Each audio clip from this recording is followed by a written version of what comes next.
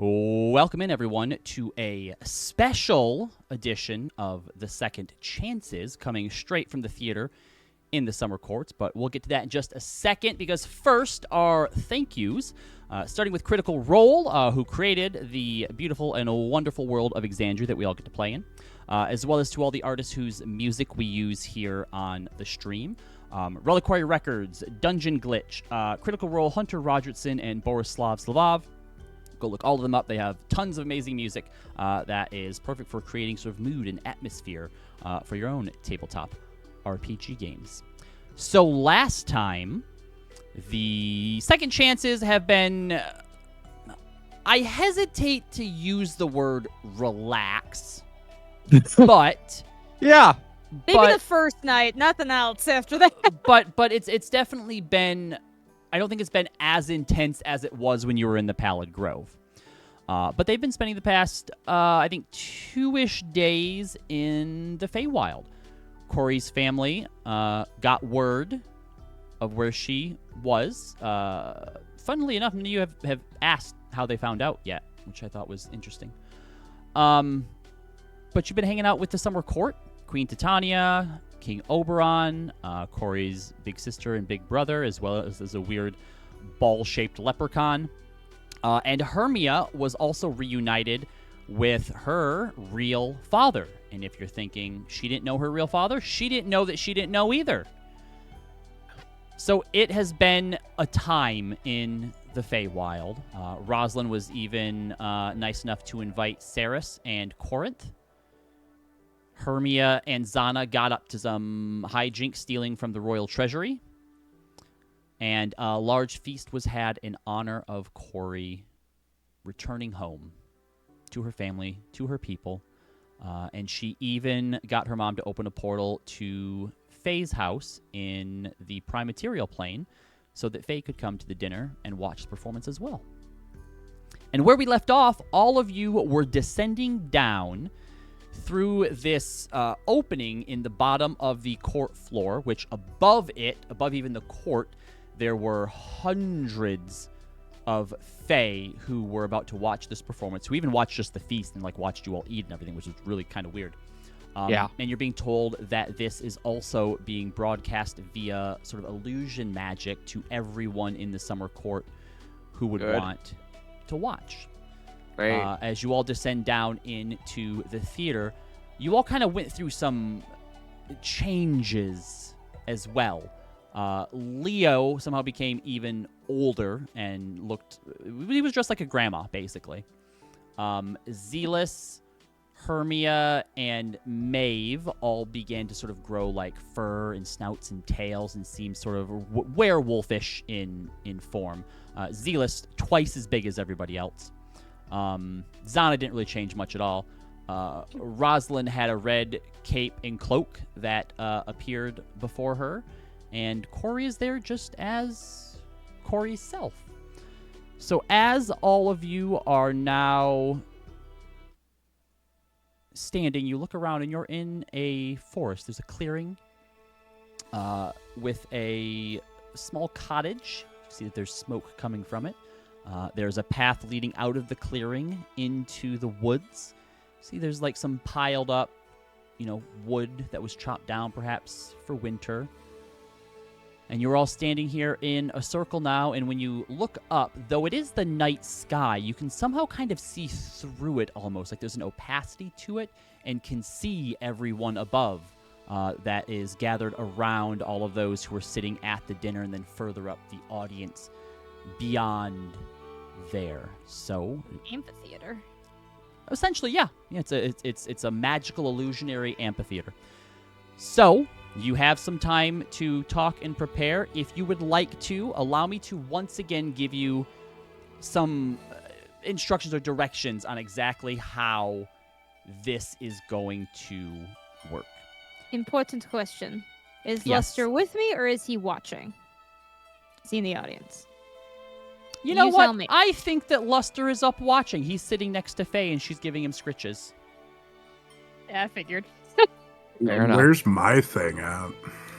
Your what? Oh. If you still Familiar. Was it an owl? Yeah, it was an owl. It was an owl, and if you still have it out, it's perched on your shoulder.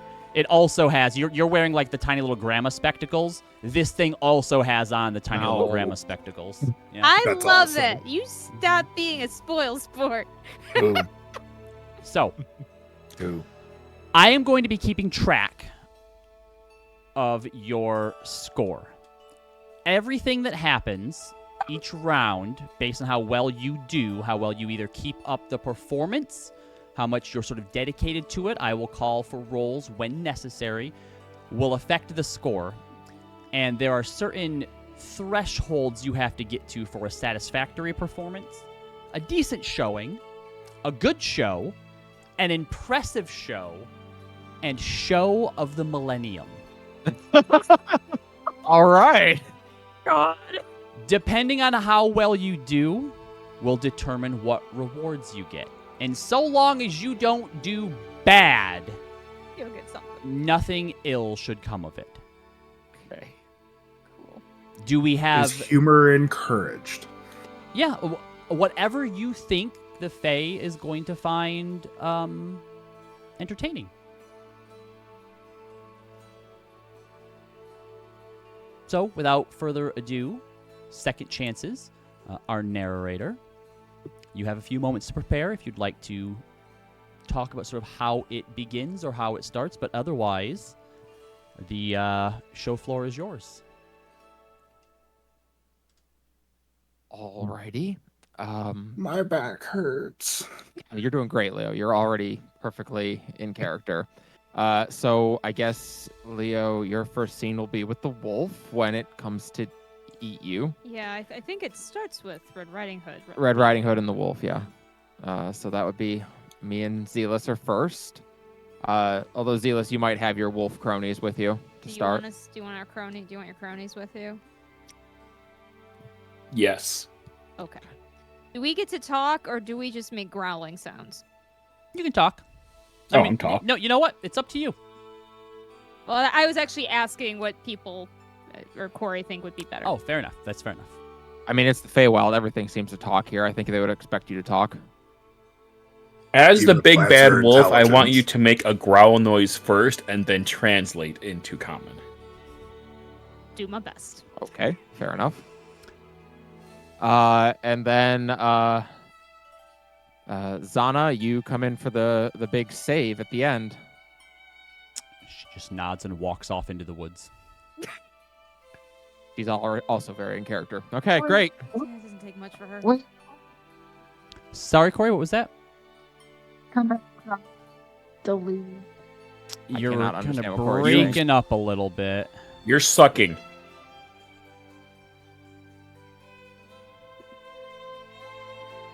Hello. Now we can Hello. hear you. Now you're not sucking. No, Corey calls for Zana. And is like, wait, come back. Wait, just one thing. Guys, I'm She gonna turns vomit around. right now. What? Okay. So, all right. Heard. Thank you, Roz, for walking us through that. Sorry, guys. I'm real freaking nervous. Okay. So, I also just want to say I might twist things a little bit just because, they're Fae and they like pretty crazy stuff. But, I think it's really important to go over boundaries and stuff. And, there's a little something called lines and veils and stuff. So, like, if you're like, hey, I really don't want, like, a weird sudden romantic thing or whatever. Or if you're like, hey, like, I don't want to see, like, gore and, that kind of stuff. Like, let me know now and I won't do it. I think we've all Just seen make plenty me a of gore at this badass. point. Yeah, I no, know, but like it's our friends, and like I'm still kind of traumatized when I look at you and Leo because I just flashed to your dead bodies. I'm sorry, did I say that? Oh, I mean, if I die again, it's not a big deal. There's a lot of magic No, users don't around. say that. I put my hands on Corey's shoulder from behind. Breathe. You got this. Do you remember how many stories you used to tell us? Some of them probably lies about yourself, but still entertaining stories. You got Yeah. this. You Yeah, do. I mean, yeah, and telling you guys and and even telling random strangers drunk at a bar, like that's fine, but like the entire Feywild, right? It's not Well, you'll have us to help you. Yeah. And besides, I know you may not feel connected with your family, which is totally fair, but I've seen how they interact around you. Your sense of humor came from somewhere.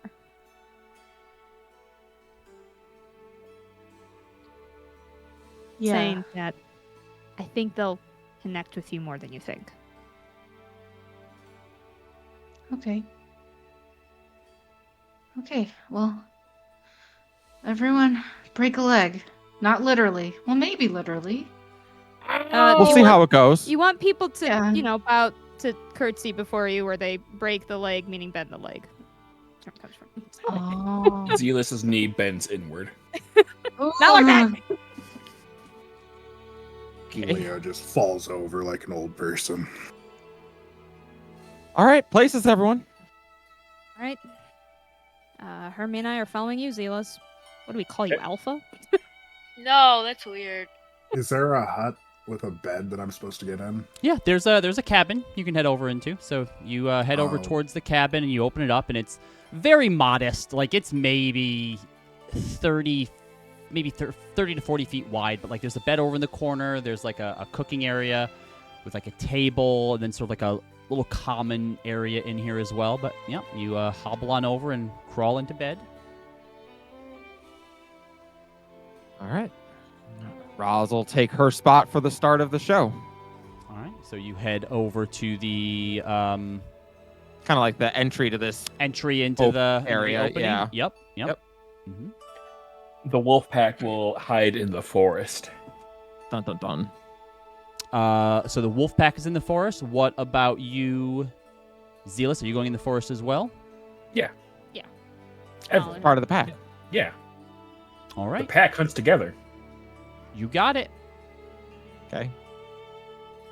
I'm now just thinking we have to talk like mafioso bosses. So, hey, boss. we're gonna kill this old lady, right? Do we kill the old lady or what? I'm sorry. I'm so sorry. Bing, bang, boom. They would not be this creative. Great. Okay. Does Corey lead us off, or do I?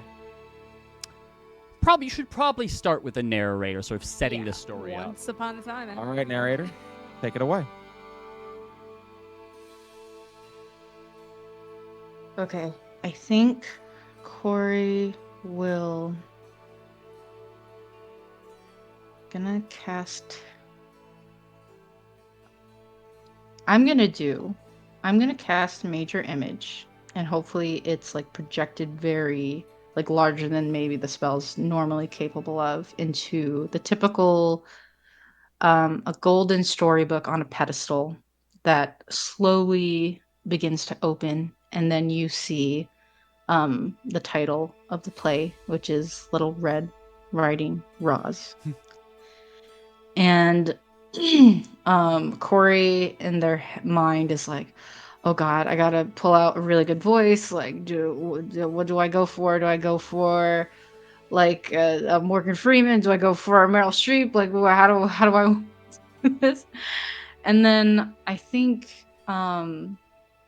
Corey thinks about everyone's support during not even just now in the play, but since coming here and really since meeting them, and chooses to speak in their own voice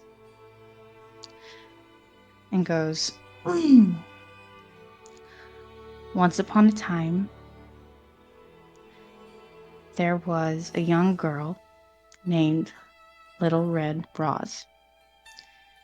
And from there, the Major Image spell begins to dissipate, and it falls upon this foggy forest scene where we slowly descend upon this downbeaten path where we see Roz. And then Roz, if you want to describe yourself. So Roz is walking along. She's got her hood up, as she probably should, and is carrying her snack basket entwined in her arm as she walks along. Says, I really got to talk to Mom about Grandma living out here in the forest like this. This is dangerous for a woman her age. We should get her like what if she's in danger? Like, we should get her a stone that she can press. if she's in trouble, she could alert us if her life is in danger. We'll call it a life alert. A life alert sending stone. Yeah. No, I think that would help. Give me both Corey and Roz. Give me a performance check.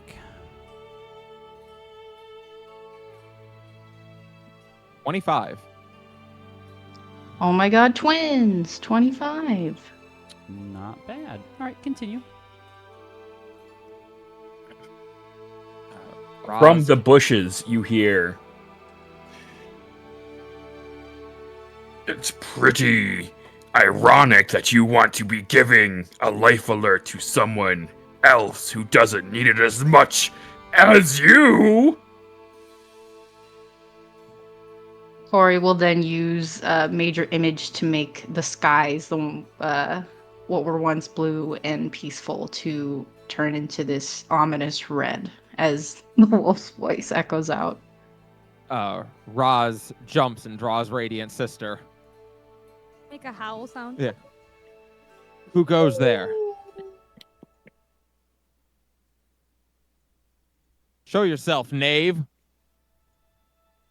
From the bushes comes a large and burly and furry Zealous, as well flanked by his two companions. He says, So, wait, boss, what's the play here? Are we selling life alert? No, we are going to... Well, she needs the life alert because we're going to rip her limb from limb. Are we gonna eat her? Yes, we'll rip her limb from limb, and then we shall eat and feast on her corpse. You will make a tasty snack. Well I'm then, gonna. that is a indeed ominous approach for you to take. Unfortunately, I cannot fail here, for you see, I must reach my grandmother.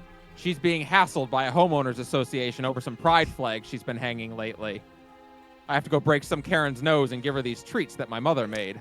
Make a performance check at disadvantage, because, well, that's a great reference and joke. I don't know it's going to land well with the Fae audience. What, are they not into pride? No, they don't know what a Bastards. Karen is. I feel like they know. Or a homeowners association. Yeah, let me go. Persuasion, performance. I'll spend an inspo to make it an even roll. Sure. 28. That'll do it. They don't know why, but they find it funny. They're like, oh, prime material plane humor. I mean, it is a play from our plane. It is.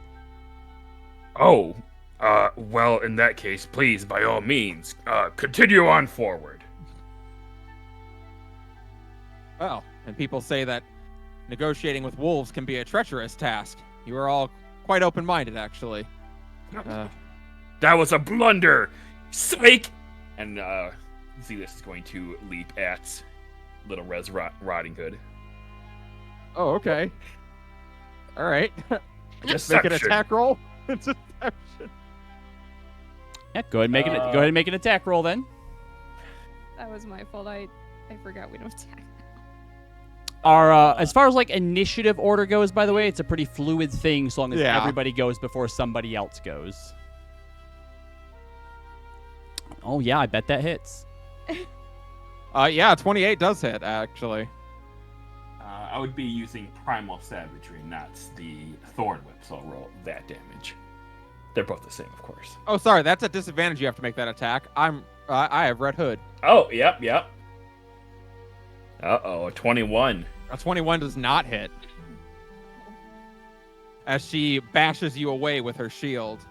We will also pop down into the amphitheater ourselves. Oh, we do get a map. This Okay. is dope.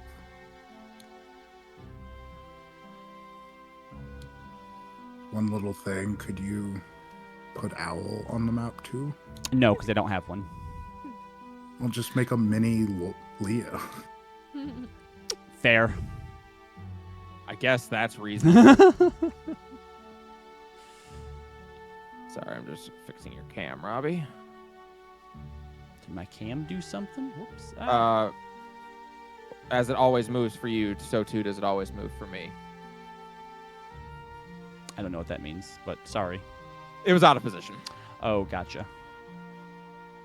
All right. Roz flings the wolf away and calls for help. Wait, boss. This is just a little girl. Like we can't all eat her. I mean, there's not enough. What the hell, man? You could get better prey elsewhere. Yes, she was a little wily one. Let her run away. Run away, little girl. Run Surely away. not my infirm and weak grandmother. And she hurries off. What's a grandmother? I hope it's a lot bigger than that. All right, everyone who had a line during this scene, please make a performance check. Come on, man! We'll say everyone can do it at advantage since you're kind of helping each other. Listen, some of us only get +1, and some of us Robbie have doesn't -1. like our art. I know. 13. 13. 27. I got 19. That's better than I thought I would. Where is my performance? Oh, 18 plus 5, whatever that is. 23. There you go. Well, All right. That was dangerous. I didn't think I'd be able to escape those wolves. I better catch my breath. I don't want to seem haggard to my grandmother. I'll take the long way around. I'm gonna come to the door. I'm gonna fly my owl to go Look, Corey, land speak on people Zealis's bad. head. Yeah, by the way, narrator, whenever you want to, butt in here. The fuck is that? So, but before you What's fly, the- as I say, before you fly your owl out with the scene changing, if you look outside, they're probably not actually there since they were on the way to. Yeah, we were you. in the forest. But Corey, if you want to take, if okay. you want to kind of take control and usher the scene from one along to the next, it's also your job, Corey. If they do start to get a little out of off the line of the story in a way you don't like, just like in the Into the Woods, take control of the situation and force change. If you're talking, Corey, we can't hear you. Okay. Oh, so everyone. Try again? Hello? There we Now go. we There you Yep. go. Okay. So everyone, I am no longer Corey. I am your TM, your theater master. Ah. Roz begins to take the long way down towards Granny's house. And as she continues on and goes to catch her breath, we visit another scene where, Leo, what would your grandma name be? That's a good question. Grandma Yum Yum. What the hell? It was the first thing that came to my mind. I'm sorry. Yeah, bet it is. No wonder the wolves want to eat her. So, Yeah. Grandma Yum Yum, you are tending to your lovely abode and hanging, of course, your lovely pride decorations. Karen's be damned. And as we watch this peaceful scene, through the window we shift out back into the woods where we see a familiar pack of wolves, all arguing and discussing what tonight's meal might be. When the smell of Grandma's dinner catches their noses. So I don't get it. Is grandma like a type of sandwich? Or what? Maybe it's something really like a big tasty sandwich. Boss. No, it's clearly whatever this ma thing is, it's a better version of it. It has to be big and plump and juicy, so it's a grand ma. We must find this and eat it and devour it. Makes sense to me. Do you smell that? It smells Is that delicious. a grandma? It must be the grandma. Quickly descend upon this large thatched building which will not be destroyed with huffs and puffs. We must enter stealthily. Give I love the me Hufflepuffs. give me 3 stealth checks then. Okay, good. Finally, something I can do. Jeez, That was no good. that's all right. It's no bueno. Oh, Yeah, okay. the 3 of you definitely Can we I got a channel each 7. other? definitely stumble like all over each other. Maybe it's like a Three Stooges thing where you all try to go through the door at the same time, and like you knock over coat racks and stuff. A vase breaks, so Grandma Yum Yum, you clearly hear them. What's going on out there? Roz, are you out there? I turn around and start walking towards the Wait. door. Someone's coming. I haven't You have found to the lie grandma low. And then I yet. want to fly the owl outside to look. Y'all see this Through the chimney. owl with a human face come flying out towards you. What the fuck is that? I hope it's not the grandma. It's very small. It's so ugly. There's no way that's a grandma. That must be a tiny ma. The grandma is inside. What do we do with it, boss? Roz, I swear to God, if you're playing a prank on me right now, my heart can't take it. It's it. It's the grandma.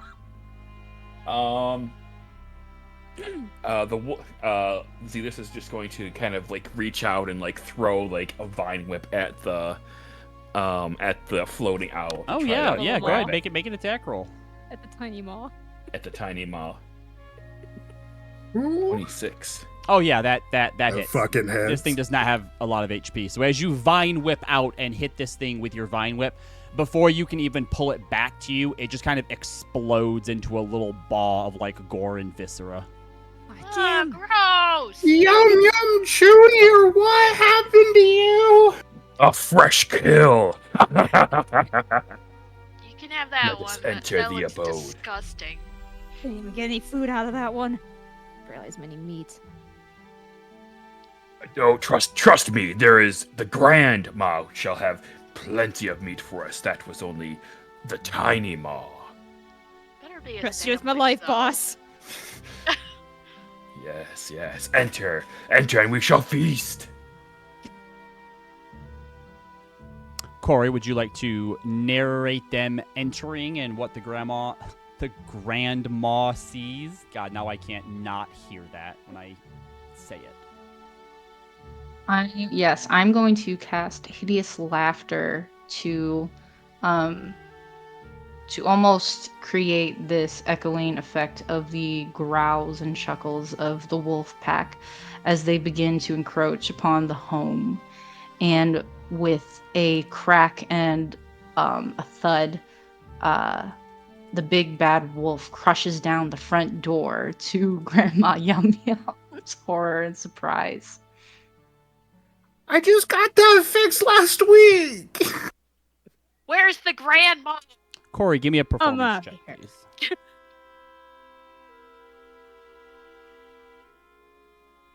29. Continue, please. And as one by one each wolf files in, Grandma Yum Yum, as fearful and as unimposing as she may seem, let's see. I'm going to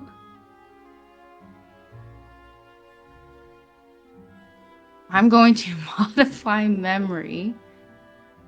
And I'm going to say that Grandma Yum Yum is not all that she seems, for she was once the great wicked witch of this forest. And let's see. I'm going to, if I can, bring back the dead owl with Right my own after find I- from the Right after I Yeah. removed it. Yeah. Okay, yep. To bring the dead absolutely. owl back with your face?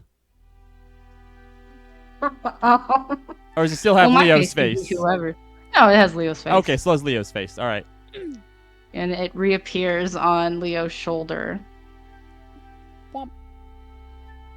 And then, Leo, what would you want to do? I'll use a spell if I can make you do it. Do you have polymorph? I don't have. I have hallucinatory terrain. Oh, I have major image.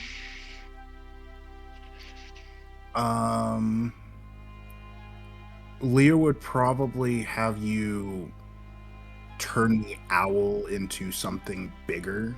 It's not going to get like a stat increase with major image at this point, so maybe turn it into an owl bear to try to scare these guys off. Yeah, I'll cast instead Faithful Hound and turn the familiar into this large, twisted, Leo-faced owlbear beast. Okay. How big of a thing does Faithful Hound create? Is it a medium creature? It is a... Oh, I'm sorry, I misunderstood the spell. It's like an invisible watchdog. My bad. I mean, you're basically doing it to try and scare them as opposed to necessarily fight them. So you can still pursue this line of, this plan to see how it works out.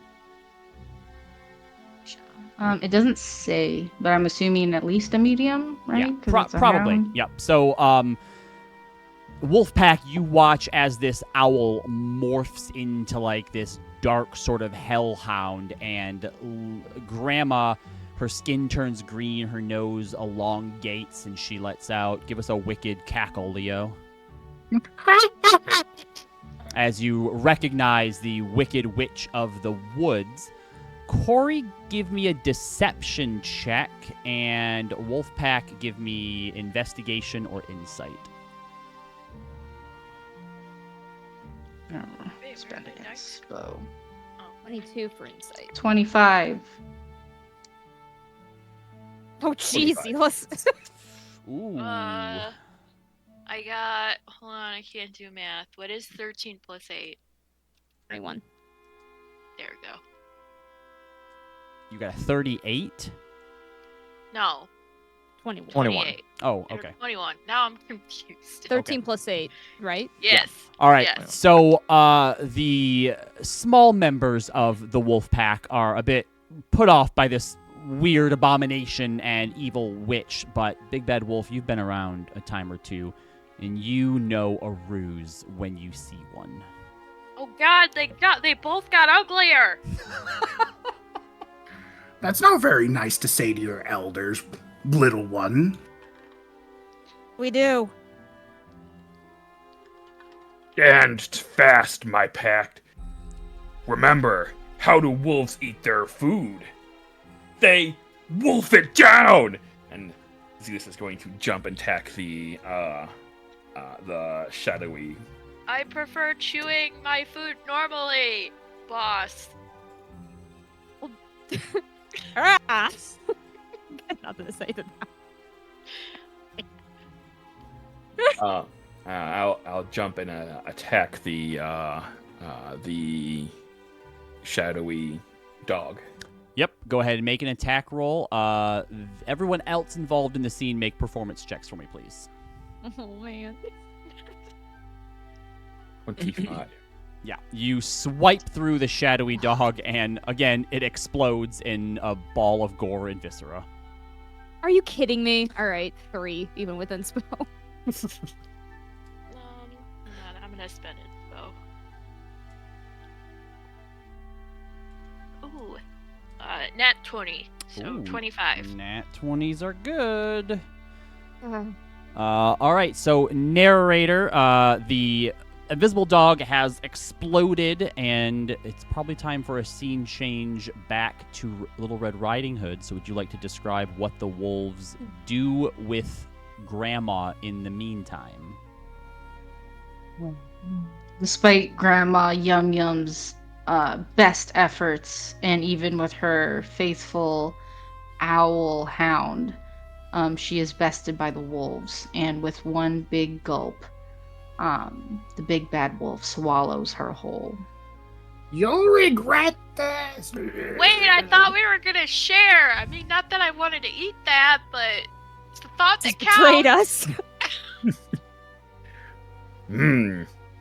us. This grandma wasn't as tasty as I hoped. Quickly, look in the kitchen. Try to find some arugula.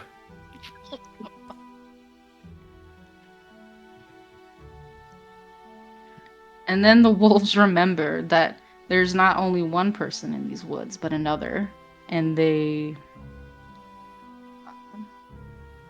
realize that little Red Roz is on her way here right now. And we cut back to Roz in the woods, making her way. Oh, now that I've caught my breath, I feel ready to go and see my grandmother. March. As she approaches, she also smells the dinner that Grandma Yum Yum was cooking. Oh, God. Who let Grandma near a stove? Oh, not again. And she takes off running.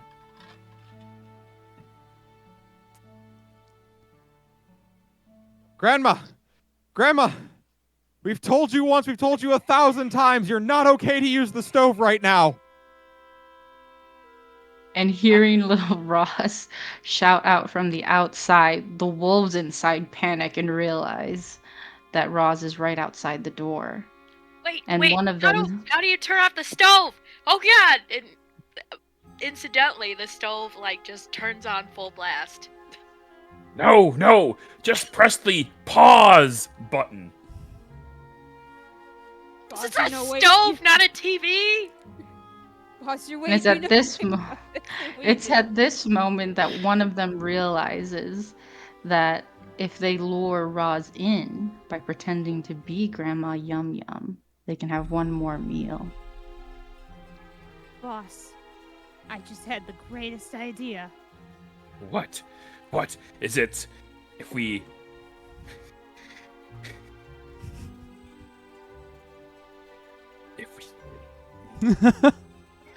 What is your idea? I know you're having a hard time speaking, boss. You're just having a bit of the burps from that grandma. But that little Roz is outside.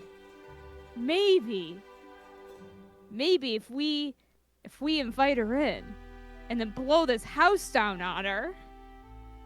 Wait, no, that's not a good idea. Maybe I got it. Hold on. She looks for a granny cap. Oh shoot! There's pie in here. Easy enough to find a granny parade. To find outfits right there. A granny cap. Yep. I put it on top of Zealous' head. Perfect. You look just like her.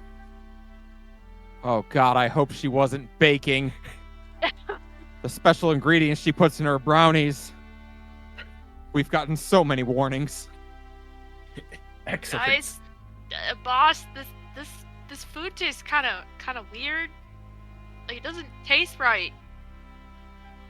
Oh, it's fine. Just take small bites and pace yourself. It kind of burned my mouth. My mouth is sweating. I smell smoke. What are you doing over there with the... Roz, give me a perception check. 10. Okay. Yeah. You hear your Roz... grandma arguing with herself inside? Yeah. Roz remains outside and she just goes, oh, those wolves were out earlier. I wonder if our friendly neighborhood changeling who was cursed at birth to only speak in rhyme is around today. Quick, boss, in the bed. Okay, I'll go into bed. You two, go hide in the hallway. God, I'm gonna start deducting points for these puns. Boss, why are you talking like that? It's a hallway. Can you not say hallway? Don't you remember that one battle with the speech impediment? He's been like this ever since. All right, well, I go in the hallway. Grandma, I'm all about respecting privacy, but I'm concerned, so I'm gonna come in now. Wolves, make a stealth check to see if you can find a place to hide. There isn't a hallway in this house. I was gonna go under the bed, actually. But that's yeah, fine. with a 20, you hide under the bed. Big Bad Wolf, you just pull the cover over your head. I got a 10, so I'm like hiding behind like a curtain that is not big enough. All right. Roz, as you step inside, give me another perception check. 15. All right. So luckily, Hermia Wolf, you're afraid at first that you are being seen, but the fact that there is this massive, like 10-foot something hiding in the bed with the cover up over their head, that's all that draws Little Red Riding Hood's focus. Narrator, as Rosalind enters, set the scene here for us, and if there's anything you'd like to potentially change, it's up to you. Sure. Corey has hallucinatory terrain to make the cabin almost like shift and warp, like you're in a dream, where hallways kind of like extend weirdly, or almost like a mirage effect over all of it. And as Roz starts to approach Grandma's room, Corey kind of casts that effect to sort of deepen the effects, or deepen the wolf-like features of the big bad wolf. Give me an Arcana check, Corey. Oh, that's not good.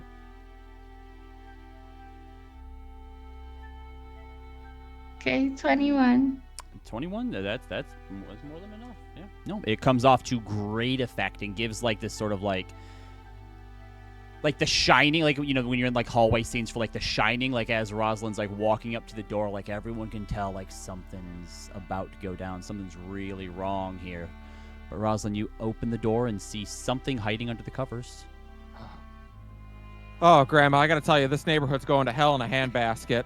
Got accosted by wolves on the way over here. I had to take the scenic route just to get a hold of myself. Oh, she walks over and sets the basket of goodies down. Oh, by the way, Mom said that someone dropped a house on your sister. Are you okay? Are you dealing with that all right? You haven't written about it in your letters. Oh, that's just fine.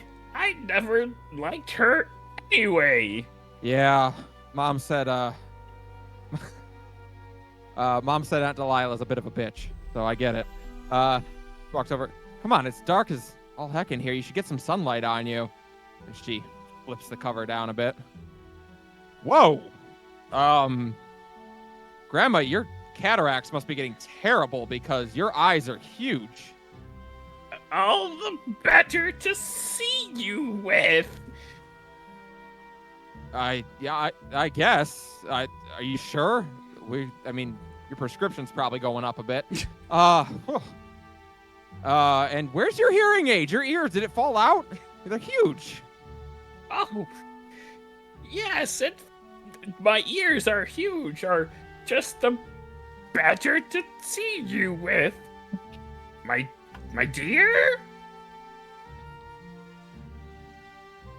You said there were wolves on the way over. There were. They have some huge teeth. Actually, just kind of like yours. Grandma, was Grandpa a wolf? No, but you know what I always say. You must always be aware, wolf, of the wolves.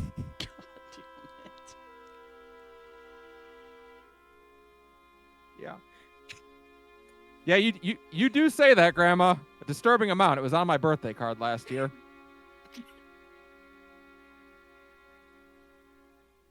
Come a little bit closer. Let me see you with my own eyes. Oh, Grandma, you know you have that restraining order going on. No kids within 100 feet. Wait, why are you visiting her then? Oh, please. It's the Howl Days. Come closer for me. Well, Grandma, I do love a good pun.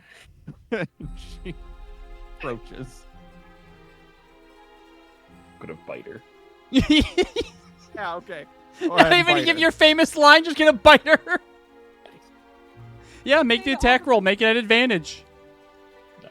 Well, even straight roll since her Red Hood. Yeah. 14. 24 hits. All right, go ahead and roll damage.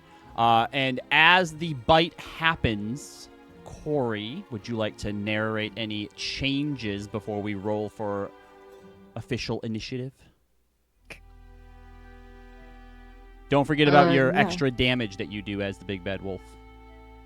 Oh, yep. Ow. Yes.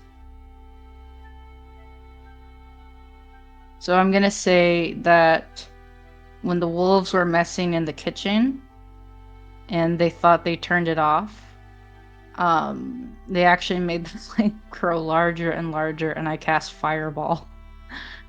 So that part of the house explodes. Oh. So you're casting fireball just into the house? Yeah. They Okay. left It's the gonna be a stove dramatic running, Yeah, okay? great. Sure, absolutely. Everybody go ahead and You make really it. need the hunter. Yep. This is I why. don't even This know is how why. stoves work. Okay. This is why Grandma's not allowed to use the stove anymore. That's exactly why. We're going I'm to just call gonna this get time PTSD for from this. We've rebuilt this house inevitable. 4 times. We're definitely using time for the inevitable betrayal track here. All right, everybody make a dexterity saving throw. Leo, will say that you're just going to take half damage whatever Zealous takes. And I can't really do evasion because I'm inside of him. Correct. Corey, what's your spell save DC? Oh god. I think it's pretty 19. Damn it. So as Roz gets bit, she's like, "Oh, well, Grandma, I love you, but as they say in the Larest household, catch these hands." And then a fireball explosion goes off. So Maeve as failed. one would. Zealous fails. Rosalind and Hermia, would you get? Or Hermia just makes it. Roz? Damn. 15. All right, go ahead and roll your damage, Corey. You do hear a raucous round of applause, though, as the fireball goes off. It's Michael like, Bay. They are easily pleased. hopefully for the best. This was getting out of hand. This is a Michael Fay movie. Oh. Score goes down by 3. No. Queen Brown was Rain not hits the impressed. house. Done. Looks like my pack is turned into a bunch of hot dogs. 25 fire damage. All right, everybody takes 25 fire damage. Hermia and Leo take 12 fire damage. And now we will go ahead and roll for initiative. Roz is bloodied. Zana will roll, but the narrator will have to mention when the hunter arrives. Do we just use our normal initiative? Correct. Okay. Kidding me? Oh, whatever. All right, Leo. Did you want me to roll too, Robbie, or no? You go just right going at at the the top top. of the round. Okay. Yep, as the narrator. So I'm gonna put you on there anyway, though, and we'll just give you 99. On turn order 99. Is that everybody? Who am I missing? Hermia. Hermia got a 19.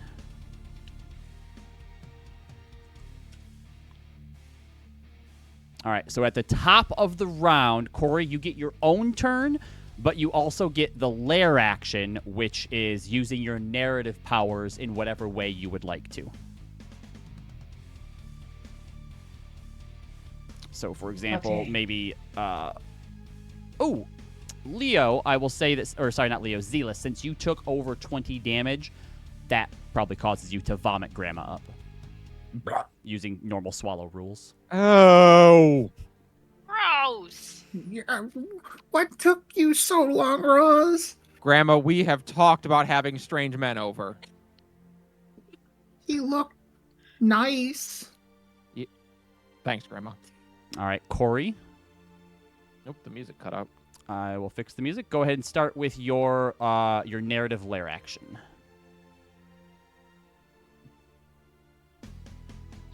Okay. And if you don't necessarily have something that you want to do like a big narrative change to, you can use that to just grant someone some type of like advantage or just change something about it, the scene, give them a power, make it so they deal some type of extra damage. Just your imagination.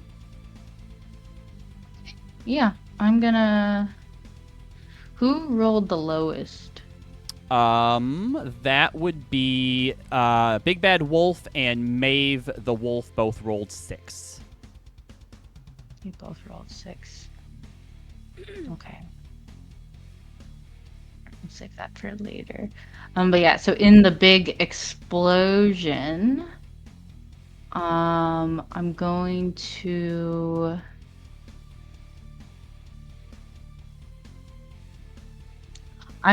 Cast Vortex Warp, and then almost in comedic effect, when the Big Bad Wolf spewed out Leo or Grandma Yum Yum, so it was almost cartoonish, like how far Grandma Yum Yum is flung. Okay. Where would you like to put Grandma Yum Yum then? I think it's pretty freaking far, so we'll just say. Oh, I can't move stuff. Probably over here. Oh, my thing's not pinging. All right, so Grandma Yum Yum is vomited up in. Sorry, I was pinging to make sure mine worked. I don't know. If Oh, that's not the area. Oh. Probably closer to where Corey was. Okay. Yeah. Yep. Oh, so like over here. Yeah. Yeah. Grandma is vomited out and like goes out the door and then hits the ground and like slides up before stopping just in front of a tree. Corey, make a performance check.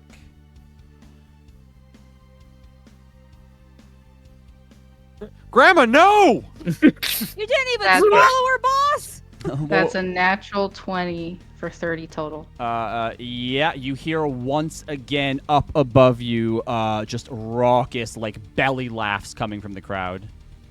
There's your lair action, and now you can. No, we'll say that that's part of your action because your lair action doesn't necessarily require you to use a spell. It's just the power of narrative design to just change something you want. Got it. Cool.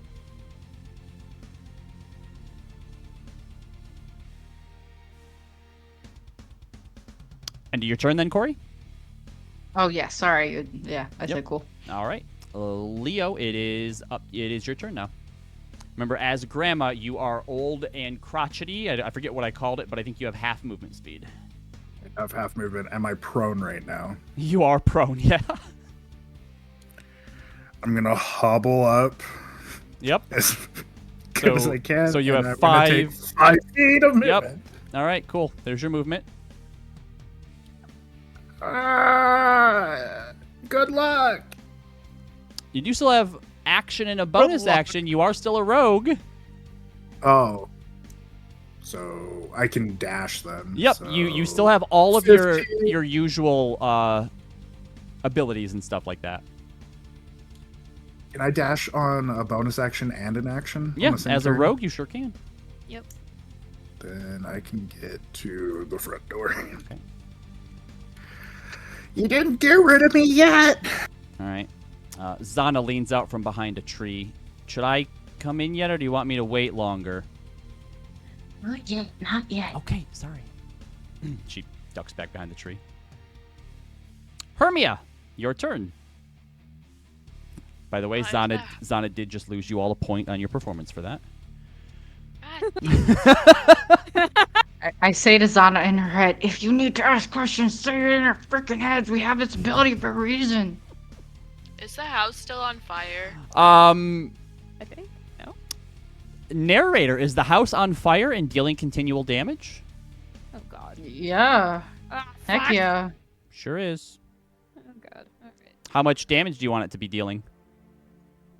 Isn't it like Well, no, that's just web with fire. It's the D6. D6. All right, cool. Yeah, go ahead and Yeah. roll a D6 for damage, Hermia, at the top of the round. Wait, me? Yeah. When it comes to your turn, roll a D6 and you take that much fire damage. Okay. Damn it, I got a 5. Okay. God. Ah! I told you the pause button wasn't a real thing! The house is gone! The pie is gone! Oh, you didn't want to eat that anyway. Don't worry, there's still a delicious little girl in here. Time to wolf it down. I don't think you realize how disgusting that sounds. What are you gonna do on your turn, Hermia? Hermia is going to get out of the fire because she doesn't want to keep burning. I would say that's a very wolf attitude of it. Yeah. No one's really next to me. Otherwise, I was gonna pull Maeve out with me. So I'll just get out myself. All right. You do see that Grandma is out here. She's all like covered in puking though, right? Yeah, I guess. Slobber. I can't decide if you were uglier as a witch or right now. Damn. And that's the end That's of my turn. not nice. Make a performance check at disadvantage, Hermia. Sure. And that is a 18. An 18. Okay. There are murmurs from up ahead in the theater as people aren't quite sure the motivation of this wolf. Why isn't it eating? Someone's like, well, I mean, the old grandma is covered in like slobber and vomit, I guess. She's looking for a pie. Maybe she's a vegetarian. Oh, one of those wolves. Rosalind, it is your turn. 6. 3 damage. Roz kind of looks around and shakes her head. Surrounded by wolves and burning alive at Grandma's house. It's an amazing prediction by Mom. She always said I'd die this way. Well, she holds her blade aloft and points it at Zealous. You who break into my grandmother's home, who consume her without her permission, and then masquerade as her. If we must die together, then so be it. But have at thee. And she's gonna attack you. Yeah, swing away. A formidable opponent. The big bad wolf takes half damage from all sources. Wow. Yeah. Except for the hunter, who's not here yet.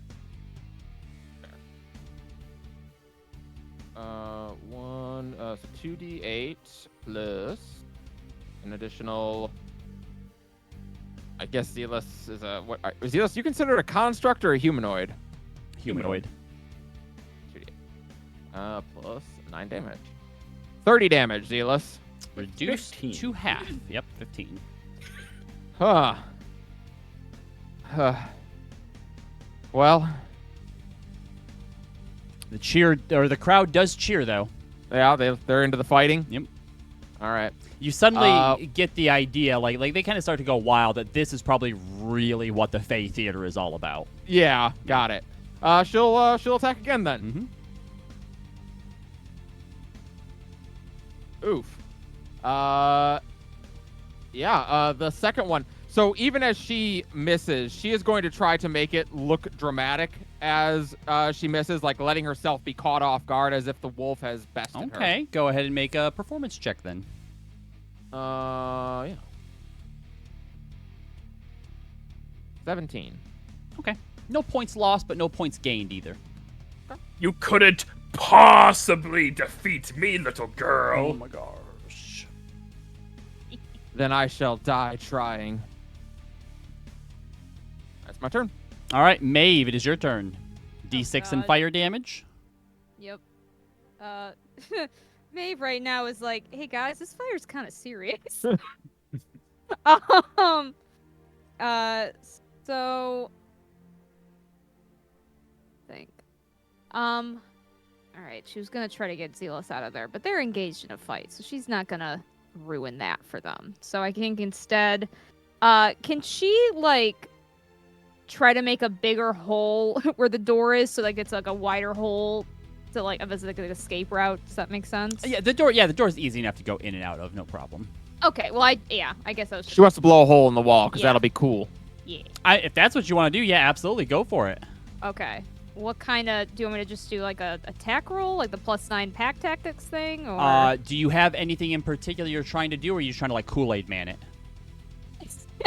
I mean, depending on what it would take to Kool-Aid man it, but I'm not sure if I'm strong enough to.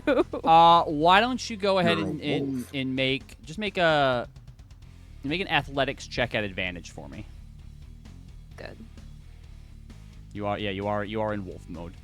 All right. 12. So yeah, you go to like smash into the wall and realize that even on fire, it's actually pretty hardy, and instead you're able to just like punch through the window instead, and you can kind of hop out through the window, and there's Grandma in front of you, and we'll say that took one of your 2 attacks. All right. Then I'll scratch the grandma's back. Scratch the grandma's back. I guess it's a claw Like a attack. claw attack, yeah. Yeah. You guys can use your weapons still. You are more like humanoid than actual wolves. I don't know if I'm gonna take a bow and arrow out.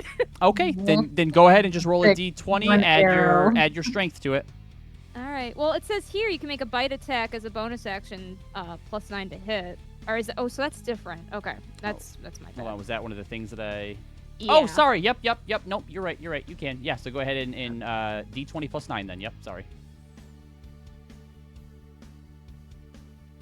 12. Yep. That unfortunately misses. Misses. All right. Well, Grandma's pretty limber. yeah. So, she's not used to trying to attack with her hands, so she kind of tumbles into you, but misses. Oh, you're a young one, aren't you? Rah! Maeve doing her best Lester impression. Yeah, I was gonna say much. Lester up Pretty there much. is like just like bouncing his paws up and down. He's having a ball watching this. His Zealous, head's it's doing- your turn. All right, so Zealous, in a fight with Rosalind, is going to say, My apologies, but I'm getting really, really hungry. and Zealous is going to cast Polymorph on himself to turn into a very large creature. For the effect of the play, Zealous would like to use the stat block of the Tyrannosaurus Rex, but just be a giant werewolf.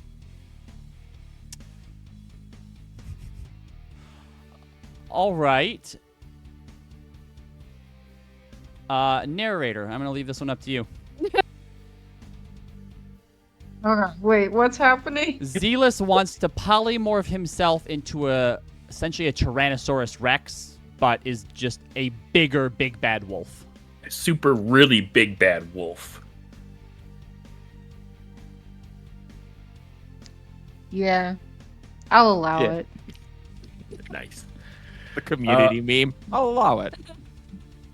So this is now a huge creature. Yep. How much HP do you have now? Jesus. 136. So you all watch as whatever's left of the house, the big bad wolf bursts out of it as he becomes bigger and badder. And also going to say that was your action, so that will be the end of your turn. Yep. Zealous is just going to say, That was sensational. How are you doing, little girl? I'll be honest, I'm a little turned on. Corey, Okay. back around to So the am I. the narrator. Back around to the narrator, and whatever your narration lair action is this turn. Okay. I'm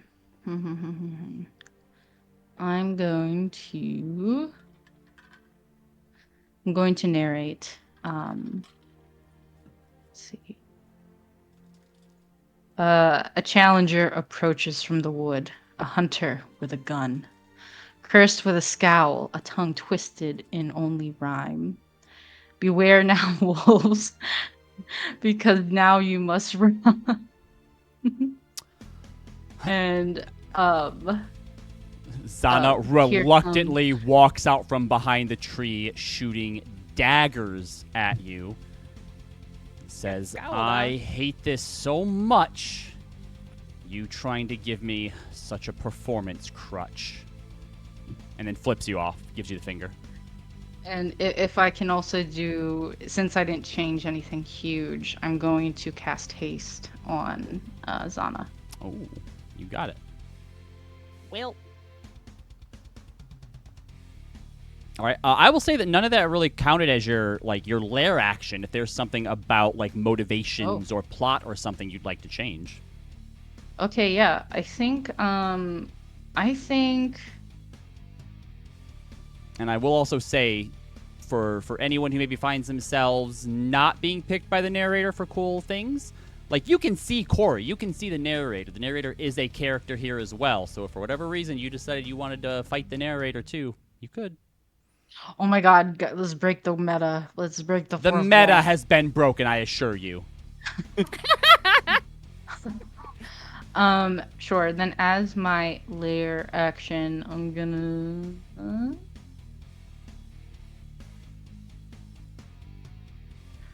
I think I'll just have the fire start to spread into the woods. Jesus. Yeah. Got it.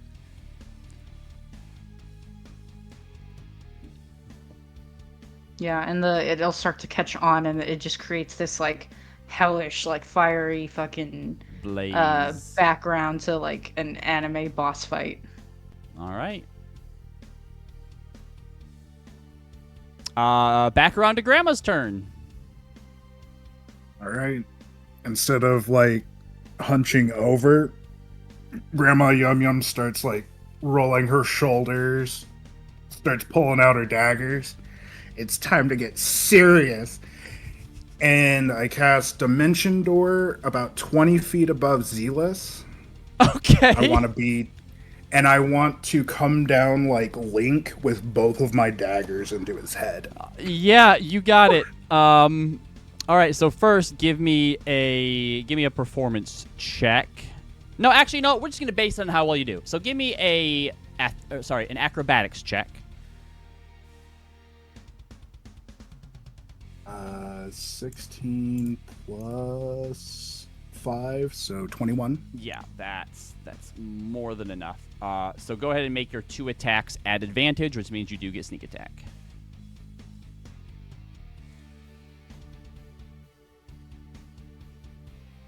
That's a natural 20 on the first one. A natural 20 on the first one. Nice. Yep. And that second one misses with a 3 plus 9, I bet. Or actually, that's my second dagger, 3 plus, so a 13. Does that hit, Zealous? The 13's going to hit. Nope, but go ahead and roll. Okay. That hits. As a Tyrannosaurus? Yeah. What is a Tyrannosaurus's AC? 13. 13 natural. Yeah, fair enough. So yeah, your first one's a crit. So roll your sneak attack with critical damage. Corey, do you want to narrate as Leo performs this maneuver? Or sorry, Grandma Yum Yum performs this maneuver? So, as Grandma Yum Yum appears up above, the sleeves around her dress kind of rip open, just revealing these fucking muscles, and she It runs in the family. She almost like dragging. When she drops and hits the T-Rex, she kind of slides down it with daggers, like tearing into the hide. Just metal music just playing in the background. All right. So Zealous, until you're back in regular Big Bad Wolf form, you take full damage. Hey, that's rude. Well, you said you're using the stat block of the T-Rex, not of Zealous, and Zealous is the Big Bad Wolf. And add 11 to that with my pluses.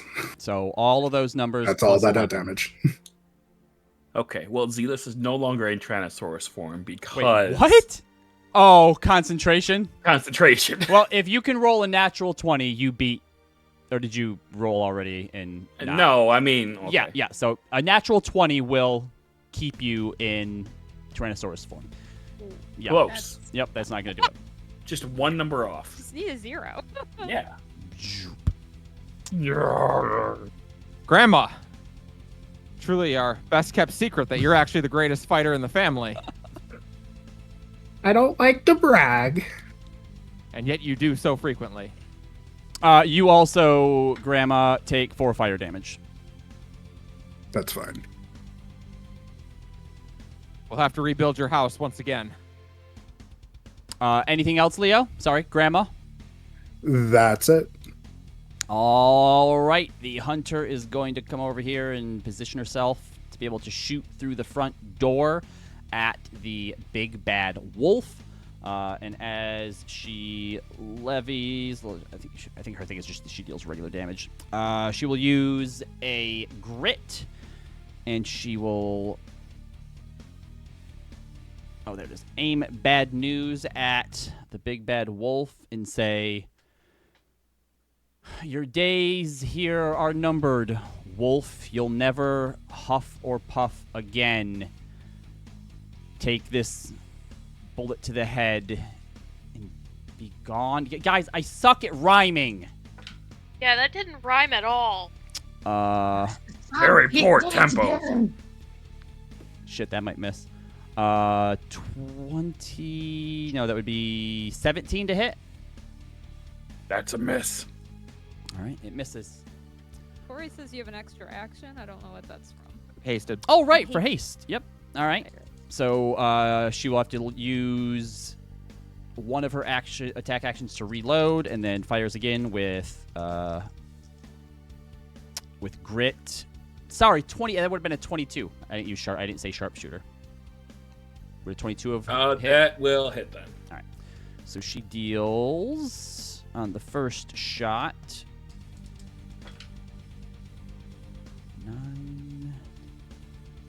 14 piercing damage on the first shot, not halved. Okay. And then she reloads, and for her hasted action, she'll use sharpshooter and a grit for 24. Zealous is going to go "Rah!" and scare her using silvery barbs to make her reroll. All right, that is a natural 20. Use the lower roll. Yeah. Oh, do you? So Oh, still you- hit. It's not. Yeah, it's not chronal Aw. shift. Chronal shift is the one that lets you do that you take the second one. All right, you take 24 damage. Yep, 24 damage from the second attack.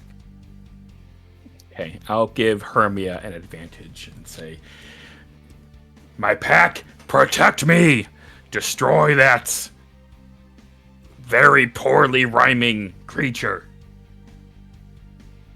She did lose you 1 point, but her shots got you 2 points. You All got right. it, boss. Hermia, it's your turn.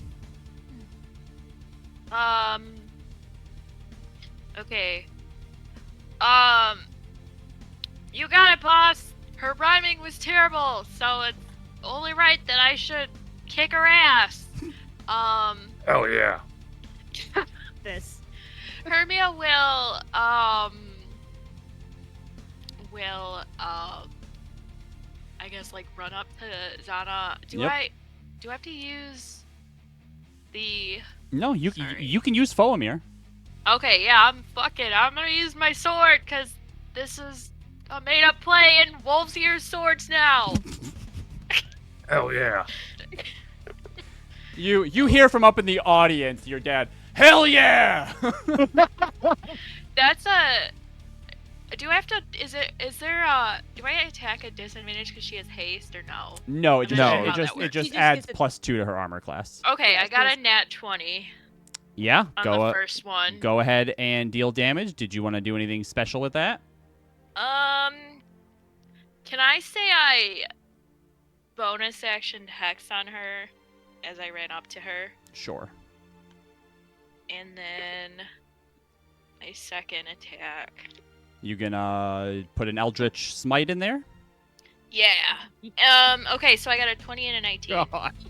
No. Zana's dead. Sorry, on the second attack, you got a 20 and a 19? 19. Oh, A 19. okay. So, yeah. All right. So, roll all your dice. Yeah, it's 68 normally for the Eldritch Smite, but on a crit, it's 12d8. Okay. Why don't we roll this good when we're like fighting things that aren't I don't ourselves? know, man. My dice sneak just- attack has never done that much damage. So Okay, how do I do that again? All right. Ron? So what's your normal attack with Foamir? It's a D8, right? I was asking how to roll that in roll 20 because I don't have Yep. that many dice. So hold on. So it's 2d8 for Foamir, and then I think Yep. it's 2d8 for your necrotic damage, and then you Yep. said it's 12d8 for 12d8. Eldritch Smite. Yeah, And then what does Hex do? a d6, so double that too, so 2d6. So 2d6, and then how much damage do you normally deal like on the end of Foamir, like your plus at the end? Okay, damage +8. Okay, +8, and you can do that twice. And then you crit on the second one. Can she Eldritch Smite twice in one turn? The second one was just a regular hit. I thought you said she Yeah. I Well, did 19. Hex, not Hexblade's Curse. Yeah. Oh, gotcha. Okay. Yeah. So then just... The second one is just 2d8 plus Yep. 2d8. Yeah, plus 8.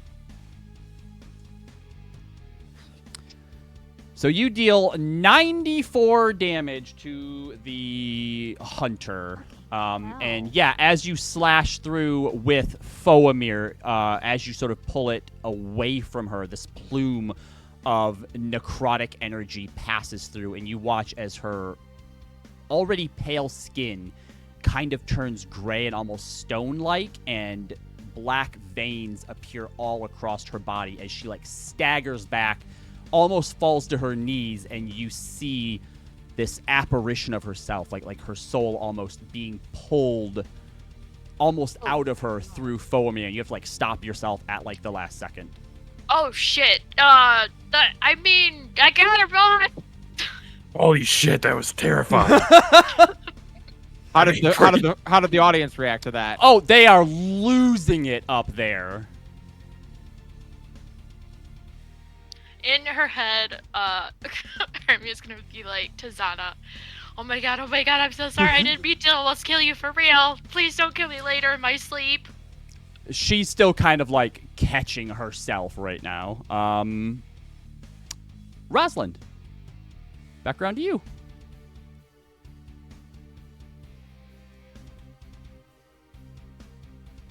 Burns for 6. Yeah. Well, that's terrifying. Roz is going to go for a non-lethal attack on the big bad wolf. Yeah, go for it. Non-lethal, huh? Well, yeah, I don't want to kill Zealous. Oh, I gotcha. All right, fair enough.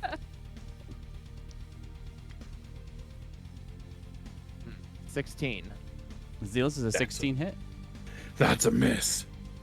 All right, we'll try that again. wait, 18 because we're flanking. Oh, that's true. Is it an 18 hit? That's still a miss. Okay, how about a 28 or 30? That's a hit. Okay. We're gonna put a 3rd level spell slot smite into this to try and wrap this up. Oh, 2d8 plus 4d8 plus 8. 9. Oh, that won't be enough. 36 halved. 18 is 18 damage. Yeah. Ouch. Do you surrender, Wolf? Yes, stop fighting. All right, then we will go to the narrator as the big bad wolf surrenders and bows to Rosalind to... Oh, Big Bad Wolf is lying. Oh. deception. Well, Deception. in that case, we'll have Zealous take his turn first, since I don't know that the wolves would know that, but all right. Yeah. Zealous, what are you going to do on your turn then? Phase 2 starts as Zealous casts Heal on himself to get 70 hit points. Nice. He says, "Just kidding!" And he can't actually attack, so you see this is going to enter the starry form of the archer to shoot an archery shot at Rosalind. Which is just, terrifying. flavor-wise, just a swipe at her. Yep. Where?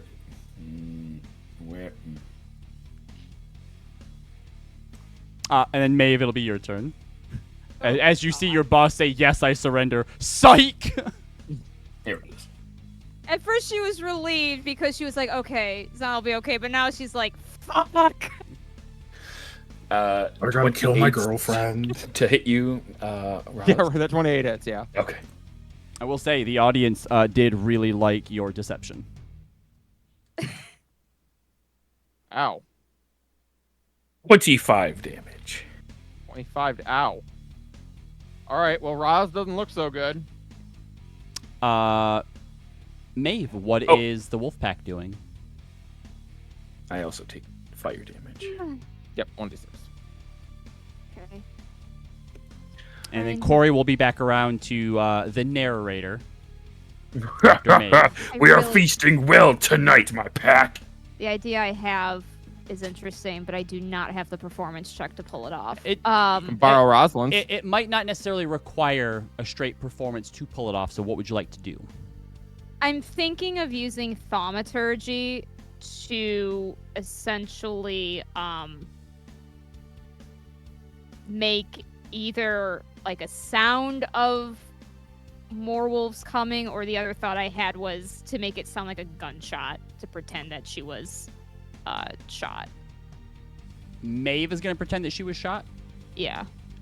Go ahead. If you're going to use a spell for thaumaturgy, you can use your spell attack bonus as your... So what's your spell casting ability as wisdom? Yeah. So do wisdom modifier and proficiency in a d20.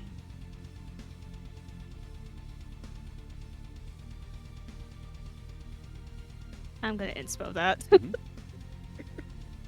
Come on. Okay, that's better. Okay. Yeah. So a gunshot goes off, and Zana kind of looks a bit surprised, but like holds her gun up like it came from her. Yeah, she'll fall over. Curse this hunter who's bad at rhyming. You don't have to rub that in.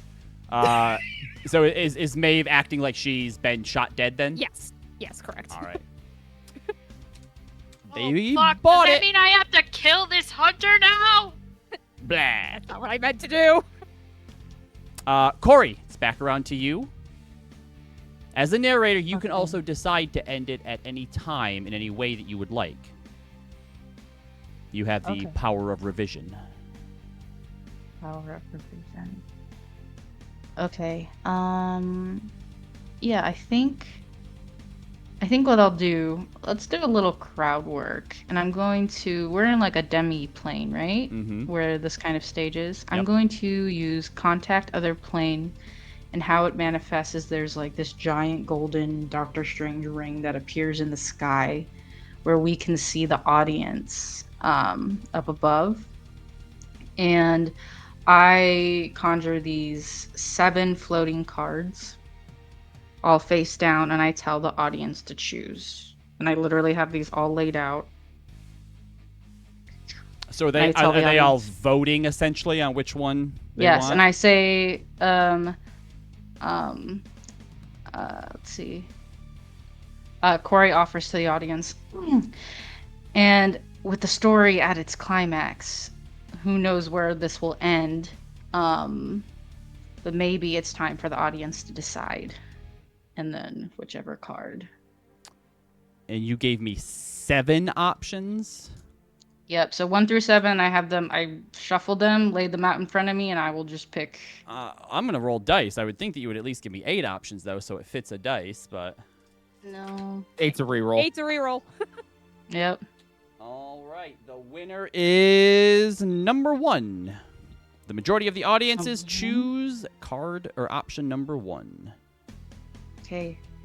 I just pulled the Ace Clubs, which I believe is Maeve's card. It is, yeah. I guess I'm not Yeah. actually dead. Huh. So, with that, the wolves begin to boost in strength and size and power and begin to overwhelm Grandma Yum Yum and Little Red Roz. All right. And so We're eating good tonight. you narrate the wolves in this particular story overtaking the humans and indeed eating Oh, this is well. the Torres version. Corey, make a performance check for me. I still don't know if I want to eat them. I love a At happy advantage ending. for letting the audience choose? Sure. Ooh. Okay. Okay. Is 18. An 18. All right.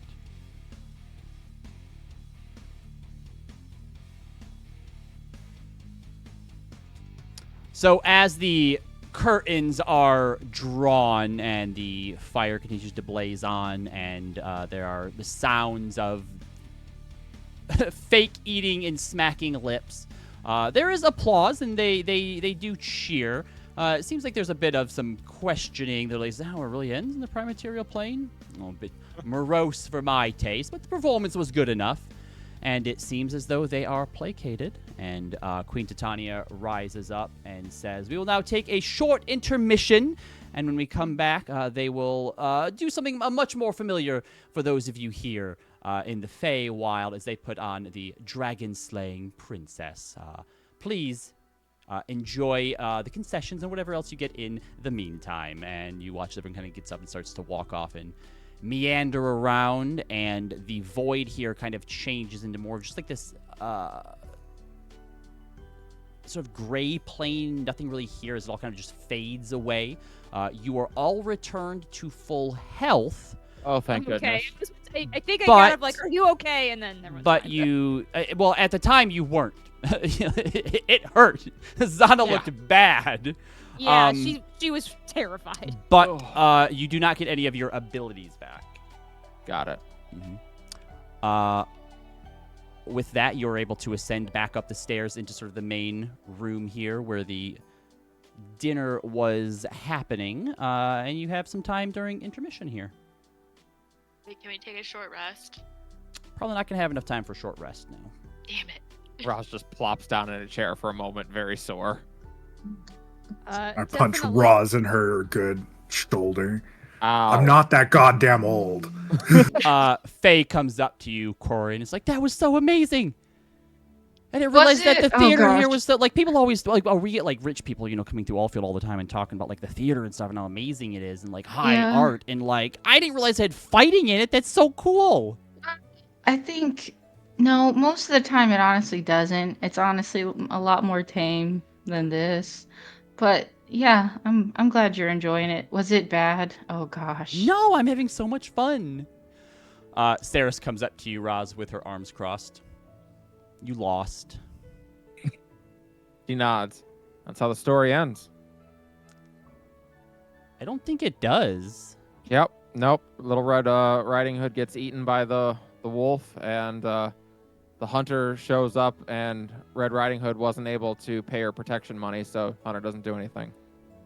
Mia settles up and was just like, the version I read, like, I'm pretty, like, Little Red Riding Hood, like, fucks the wolf. That's the version I read. Corinth comes up and puts his hands over Saris's ears. We're going to come over this way and go talk to the little leprechaun guy again. Leo's eyes just got wide. It's like, what the fuck are you reading? No, that there is actually a version of the story that ends that way. It's weird. Oh, boy. It is. Sarah Roz is just staring at Hermia like she's 5. Oh, shit. Right. Sorry. It's fine. I This think. whole thing is just so weird. I just don't know how to react.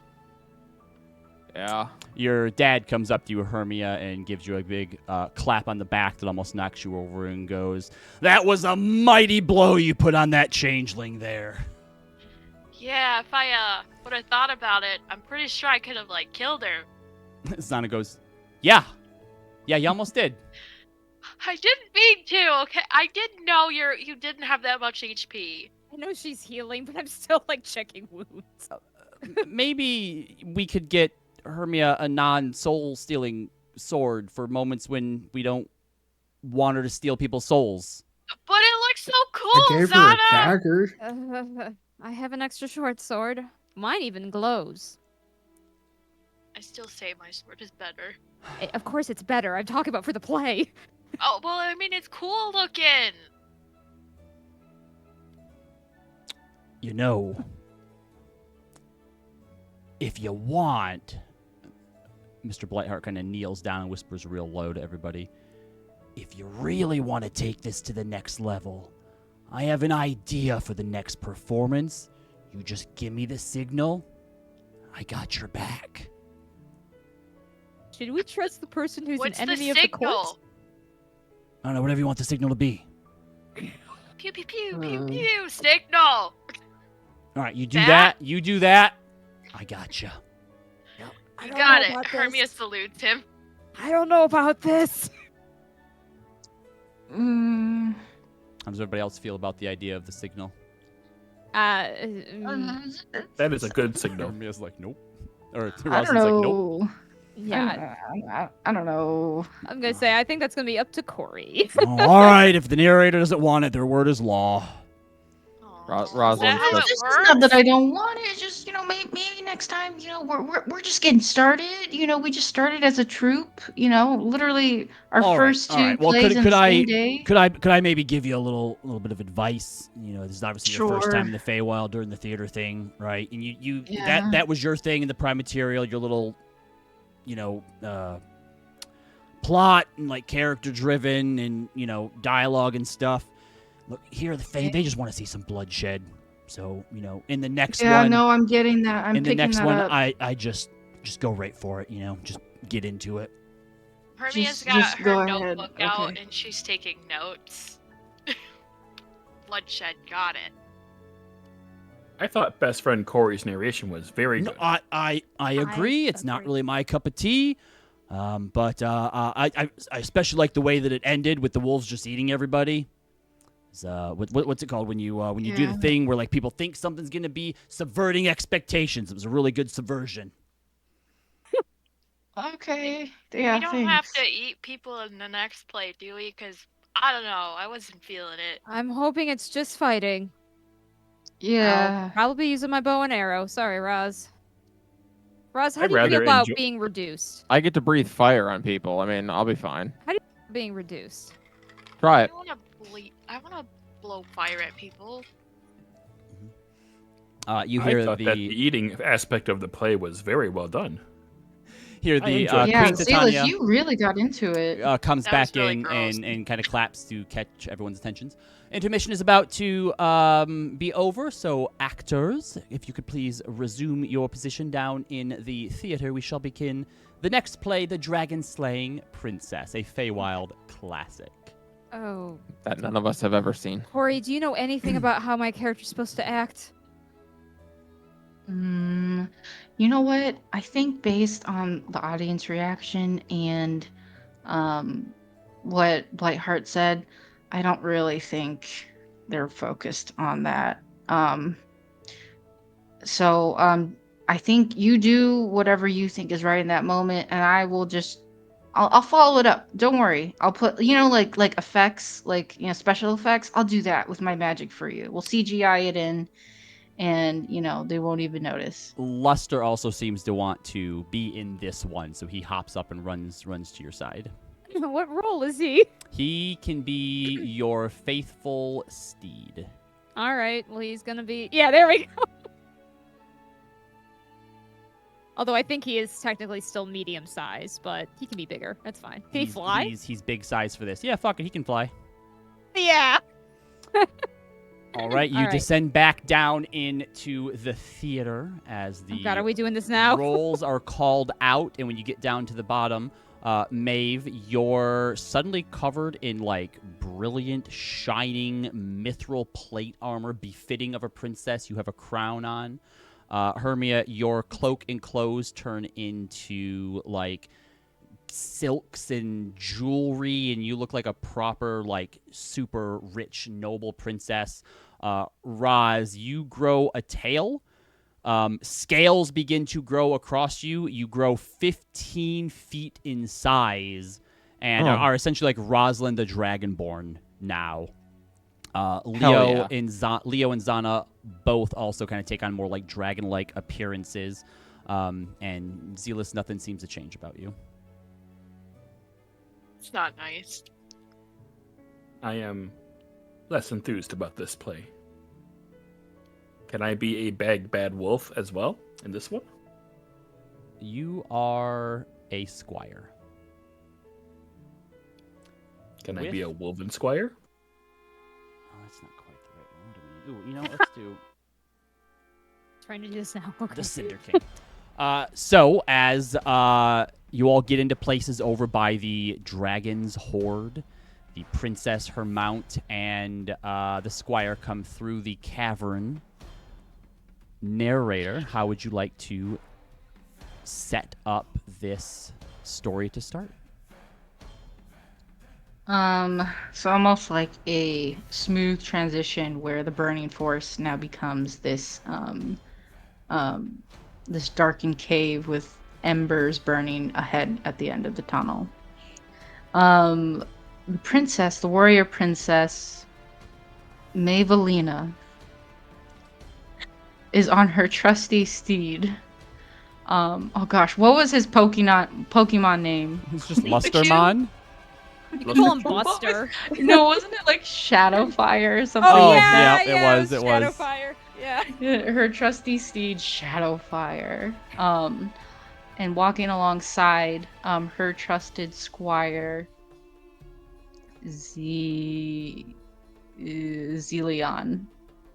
as he relays the information of the kidnapped princess and the terrible dragon queen who keeps her.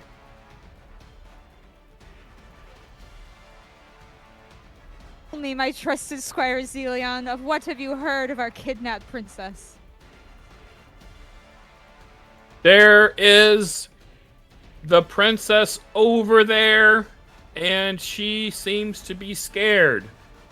We should help her. By the gods, you're right. The mother queen of dragons is holding her up there as prisoner. She is attached to her hoard. We need to save her. You're right. And that we will, my good sir. That we will. Let me Charging. performance checks from both Zealous and Maeve. Damn it! Both of you with advantage. You're helping. You're aiding each other. Can I do it with disadvantage? You can do a straight roll then if you want to. Hey, Maeve with a nat Hey, 20. look at that, Maeve. That gets you extra points when you get a nat 20. I love it. Apparently her speech was decent. All right, as the warrior princess and her trusty squire begin to charge in, Dragon Queen Roz, is there anything you wanted to say before we get things underway? As they enter, she smiles. Well, well, if it isn't the brave warrior princess Maevelina. Yes, we are here. Oh, sorry. Welcome to my home. You've come, no doubt, for the beautiful princess. Of course, you have kidnapped her, and we are here to save her. Kidnapped. No, no. I have taken merely what is mine. You would think that, with your terrible deeds and how you've razed all the villages. Well, no more. This ends now. Does it? You know, we weren't so different once. I too thought myself a hero until I learned what it is to actually be a hero. To be mocked, called a child, made fun of, or perhaps worst of all, outright ignored when you ask for help. So then, if you think yourself a hero, prove it. Was that supposed to be a targeted attack towards Maeve? No, I think that's Roz dealing with some of her real problems with being a hero. Rosalind, make a performance check at advantage. We will stop you. You will try. Everybody roll initiative.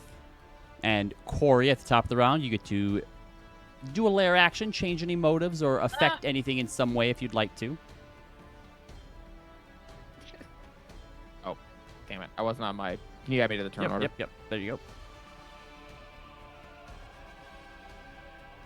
Leo. Make sure you're at full health, everybody.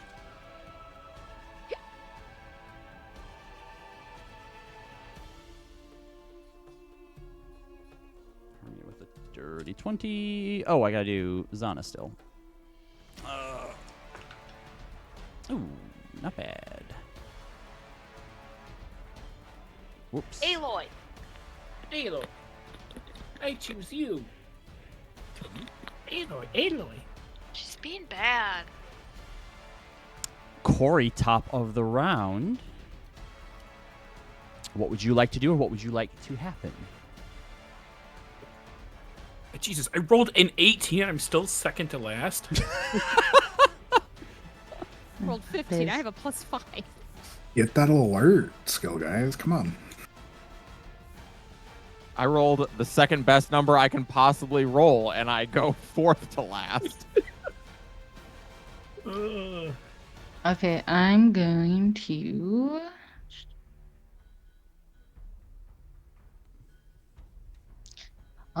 Corey just begins narrating the scene, and I think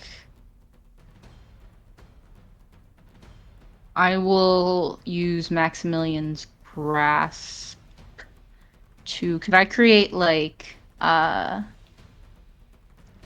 stone pillar that kind of pushes Roz up into the air to make her more intimidating? Yeah. Yep. How high up into the air do you want her to be?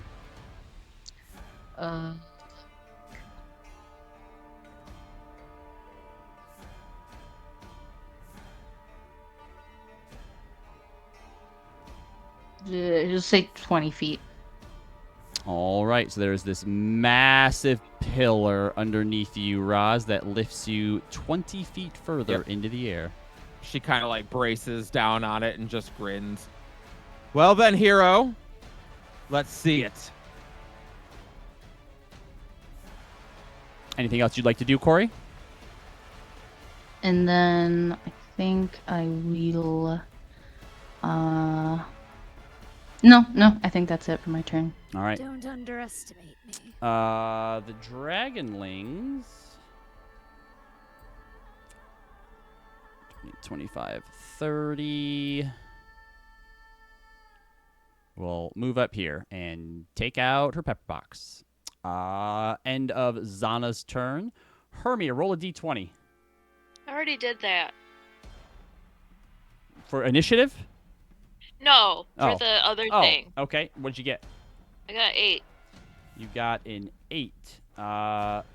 So you like it here. You want to stay with the dragon. You're kind of into it. There's lots of, like, shiny things in here, and it was boring at home. I think it's cool here. Stockholm syndrome ain't that bad. Make a performance check, Hermia, and maybe you can respond to Hermia saying this if you want to. I'll have a roll first. 19 plus 5. All right, so you know what? The audience is into it.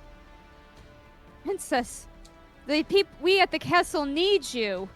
Do not be confused by this frightful yet alluring presence of the dragon. Oh, come now, Mavelina. After all, what is a dragon queen without her consort? This is Hermia, all your fault. Would you like to do anything, Hermia?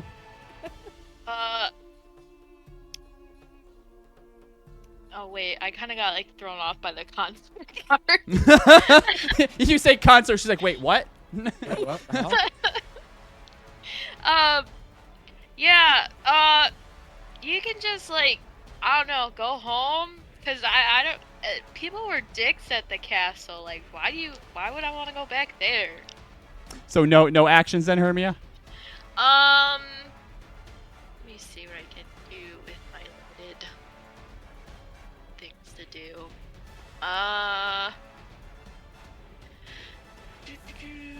I will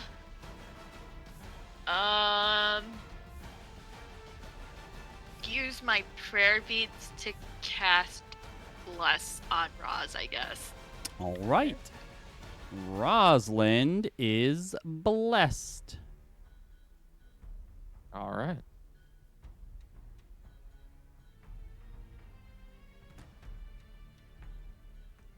All right, Leo, it's your turn.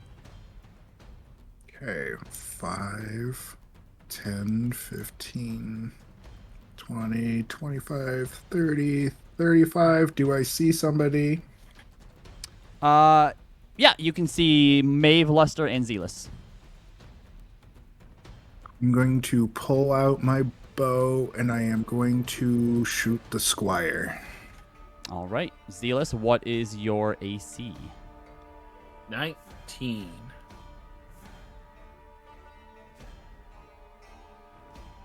Oh, an 18 doesn't hit. No, that just misses. I can't bonus action Nope. shoot another arrow. So I'm done.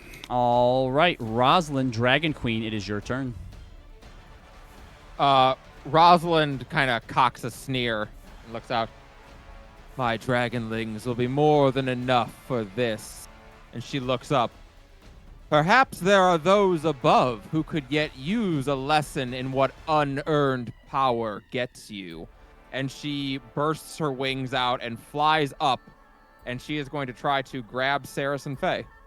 Oh no. Oh, both of them, huh? Mm-hmm. Yes, you were able to do that. This will be our Saris for the day as you bring her back down. And, oh, gosh, where's a Fae token when you need one? Ain't it always the way? Whoop, there you go. There we go. As Faye comes down and goes, oh no, whoever's going to save me. Looks over at you, Corey. Oh, please. The brave prince could not be here. The princess is already. You still add to your list of crimes, Dragon, but you will pay for them all here today. We shall see. Zealous, your turn.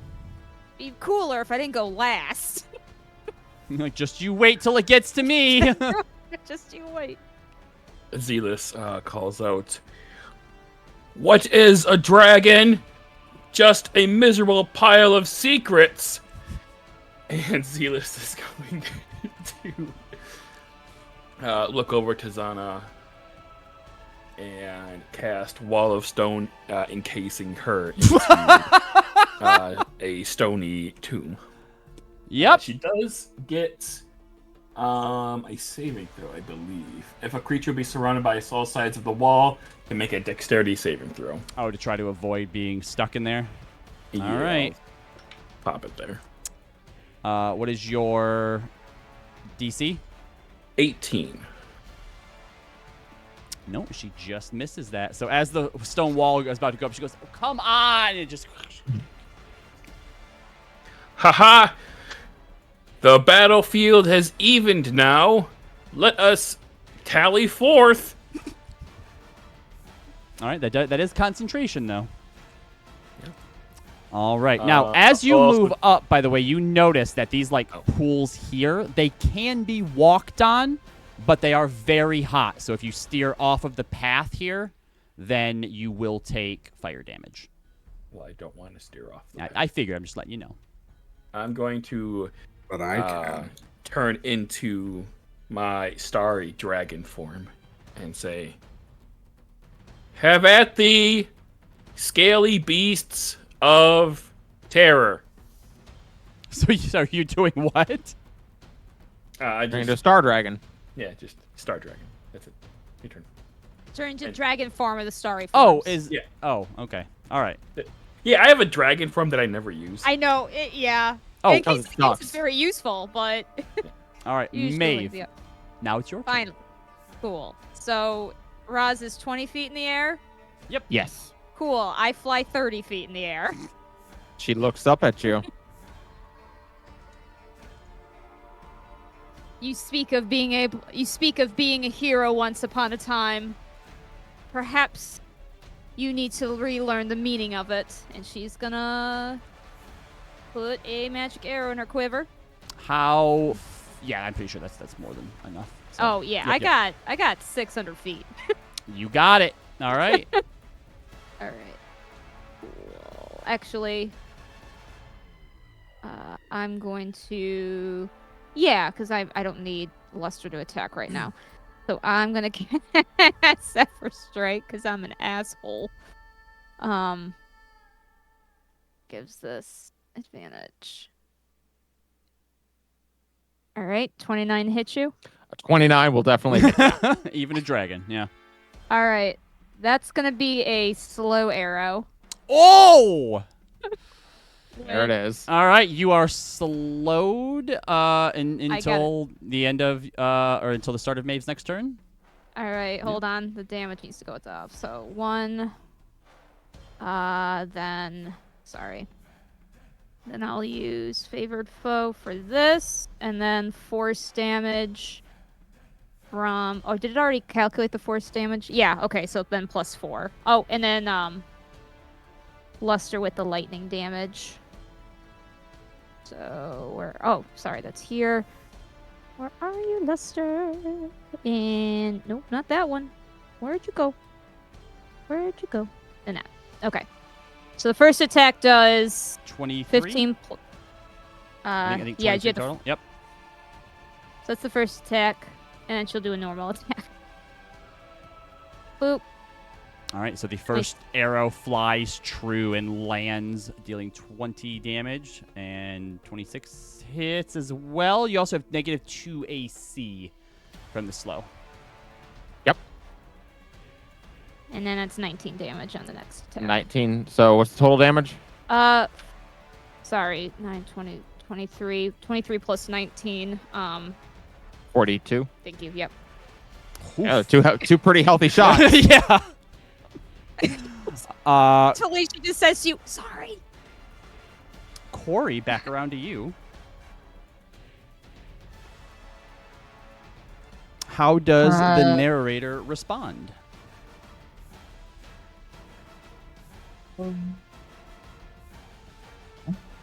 Princess Mavelina rises high in the air atop her mighty steed.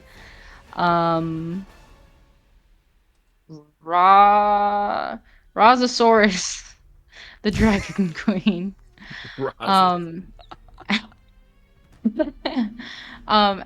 seems to gain a respect for the warrior princess's abilities and also her draconic affinity, and she starts to see her in a different light, where it could become something, a kinship, friendship, or maybe something more. I'll leave that up to us to decide. Make a performance check to see how the audience takes this potential turn away from violence and into maybe something more. It's a lurid romance. Can love exist on the battlefield? I like how Hermia's dad was like, you need to just get to the fighting. And then Corey's like, make love, not war. That's a natural 20 for a 30. Jesus Christ. All right. Okay, then. Back around to Zana's turn. She can't do anything. Leo, it's Sits your down. turn. Oh, my head hurts. So I'm gonna walk across this. All right. You And- take 3 fire damage. 1 fire damage because I'm resistant. All right. 1 fire damage. And I'm gonna stab Zealous a couple times. Yeah, go for it. Stand down, you scaly terror. Another natural 20. Yeah, go ahead. Well, unfortunately, you don't get sneak attack damage because you don't Yeah. have advantage, but roll double anyway. Or roll double damage.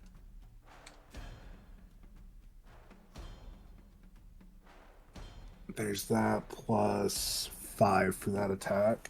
All right, don't forget a concentration check, Zealous.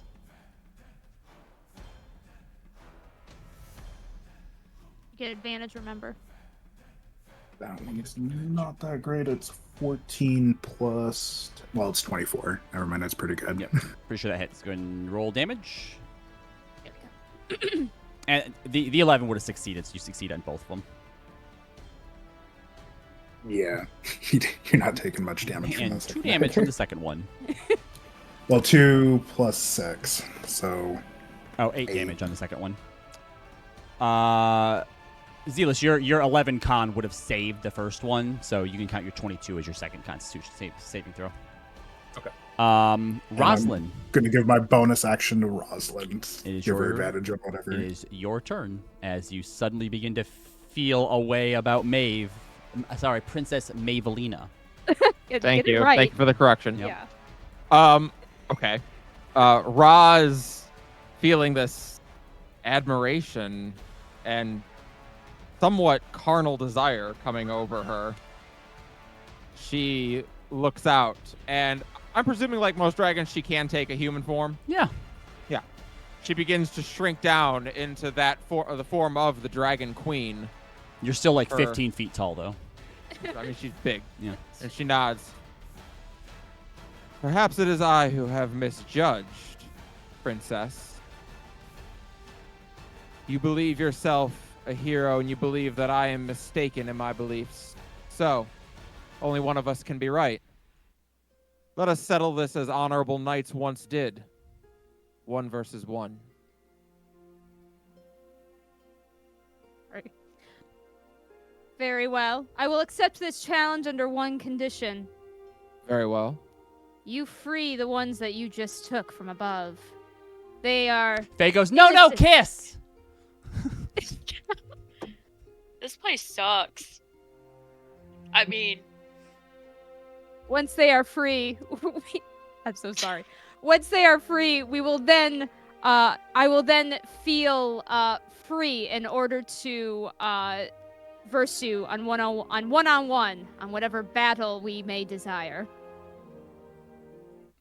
Well then, Oh, back to battle music then. so be it. And she motions to those behind her. Brave Prince, you should send them away while it is safe to do so. And she hops down off her platform. Very good.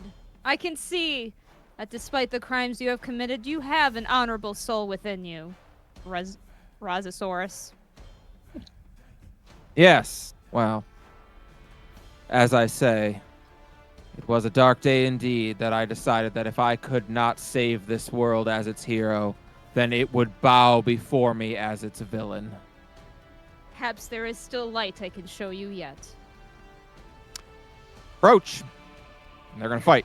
I will in a couple turns. Yeah, when Well, the turn if- order allows for it. If everyone is willing to indulge in the one-on-one combat, then you all move, and Maeve and Corey, do you make any changes to this, Rozosaurus. or do you like Yeah. where this is going? Yeah. Go yes, ahead. Do what you want to before they be. do, go ahead and interject in any way you'd like to. Yeah. Narrator.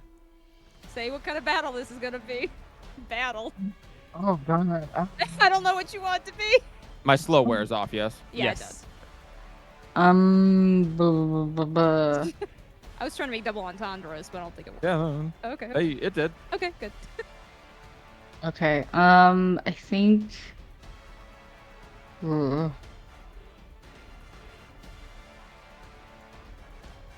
I think Corey's going to step out, and if the fey magic of this demiplane lets me. Am I a prince of the dragons? Is that what you meant when you called me out, Roz? You are the brave prince.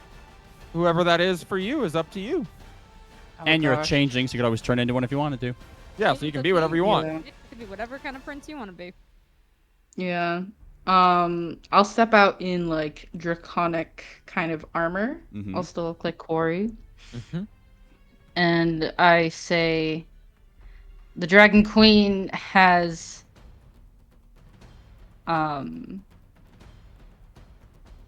called upon her right to 1v1. And then I just go over here and then sit next to Saris and Faye. Saris's pockets, by the then- way, are bulging with gold and jewels. No, those are gonna go away. Yeah. And then I will kind of like, I know we're in a lava cavern, but I'm gonna dim the lights so it's like a spotlight on just Roz and Okay, Maeve. sure. In that case, since it's sort of resuming, both of you go ahead and roll another initiative roll Okay. to see who goes first, and then we'll just go back and forth. Oh god. Well. Oh, so close. With my plus Princess 2. Mavelina gets the edge, drawing her bow. Maeve, it's your turn. Go ahead. Draw her bow. Very, very dramatically. Zealous, do you let down the stone wall, or is it still up? No, it's still up. Only you hear Zana from the other side. What's going on out there? Just This gonna isn't walk fun over in the stone and here. give Zana an update A every time something play-by-play. happens. She's like, just take the wall down. No, we are in character. All right, I won't make a mean arrow into you. That seems rude. She'll just aim her arrow, first arrow at you, Mhm. and take a shot. Okay. Still a mean arrow. You gotta honor the nat 20. You gotta honor the nat 20. As she does it, I think even Maeve just in your head goes, "I'm so sorry." And she lets this one fly. I missed the apple. I hit your head. I missed the apple. Okay. I'm sorry. Give it up. We're gonna put everything into it. Yes. Yeah. All right. I once I do the damage, there is actually a different way I'd like to do this. Yeah, just go ahead and calculate the damage out Sorry. first. 2d8 plus. Okay. I want you to know, when we were Sorry. first starting, and I'm like, wow, they have pack tactics, and like, Hermia's sometimes on their side, sometimes maybe not. I'm like, I feel like the dragons might win here. And then Maeve comes out and is just like, destroy. The paladin's age-old nemesis, range. It's true. Magical range. Hey, you know what? Smog was brought down with a single arrow, too. Yeah, it's true. And then I just add 12 ones. Okay, did I get everything? My damage, my favorite foe, luster. I didn't cast a spell, so I think that's all it is. 44 damage. Ow. So I think what happened on this first attack is Maeve aims, and then she kind of acts like she's not sure she's going to. You do have a point. Perhaps we are more alike than not.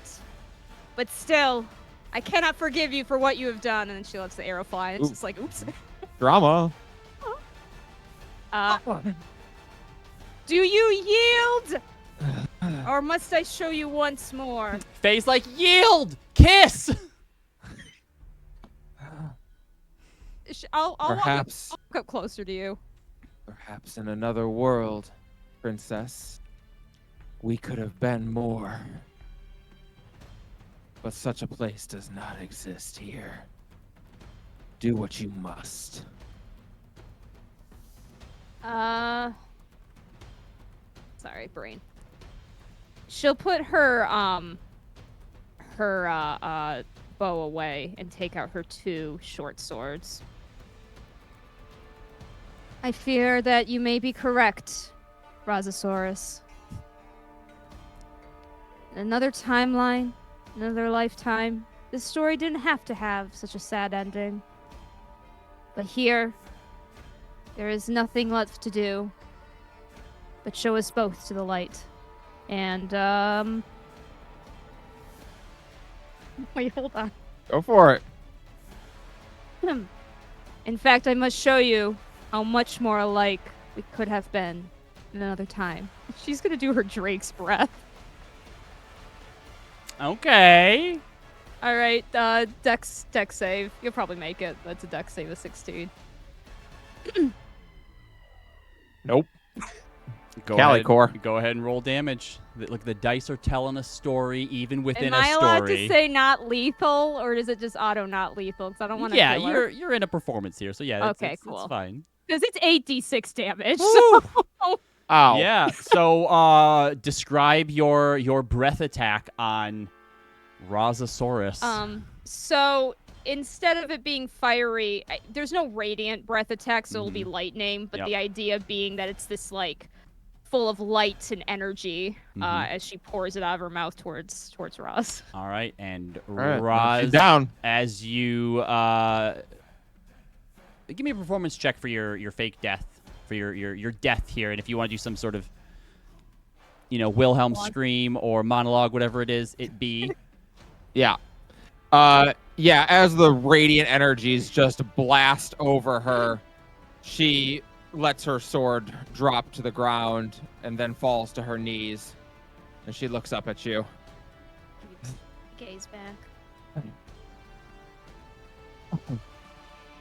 I thought that my will would be greater.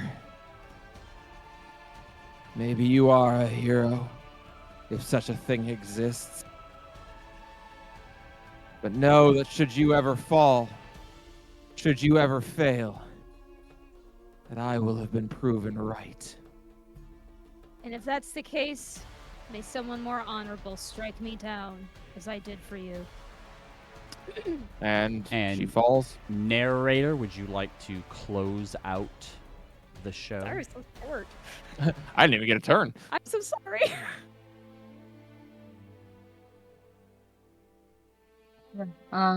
Corey begins to narrate.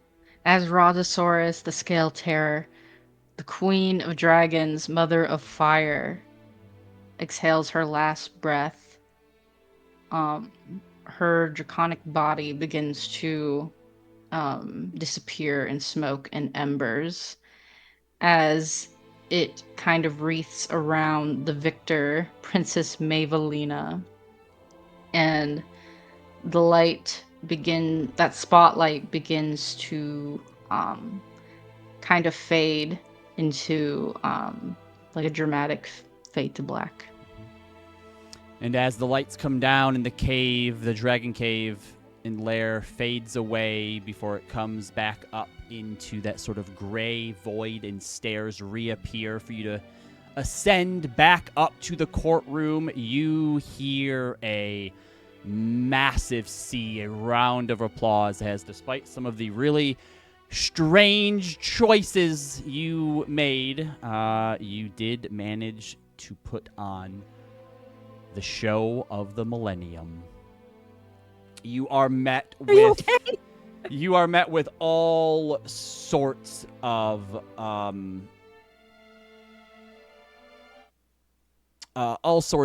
gestures of people being like, "Oh, it was the best show I've seen. The way that you were able to subvert our expectations. I thought you weren't going to do battle at all. I thought it was just going to be. I thought you were going to kiss and make up." And people are like, "Oh, romance is so overdone in the theater. So glad that you were able to get it back, but you really had me for a second there." And everyone seems to have been very, very impressed Give you a high five, Roz. with it.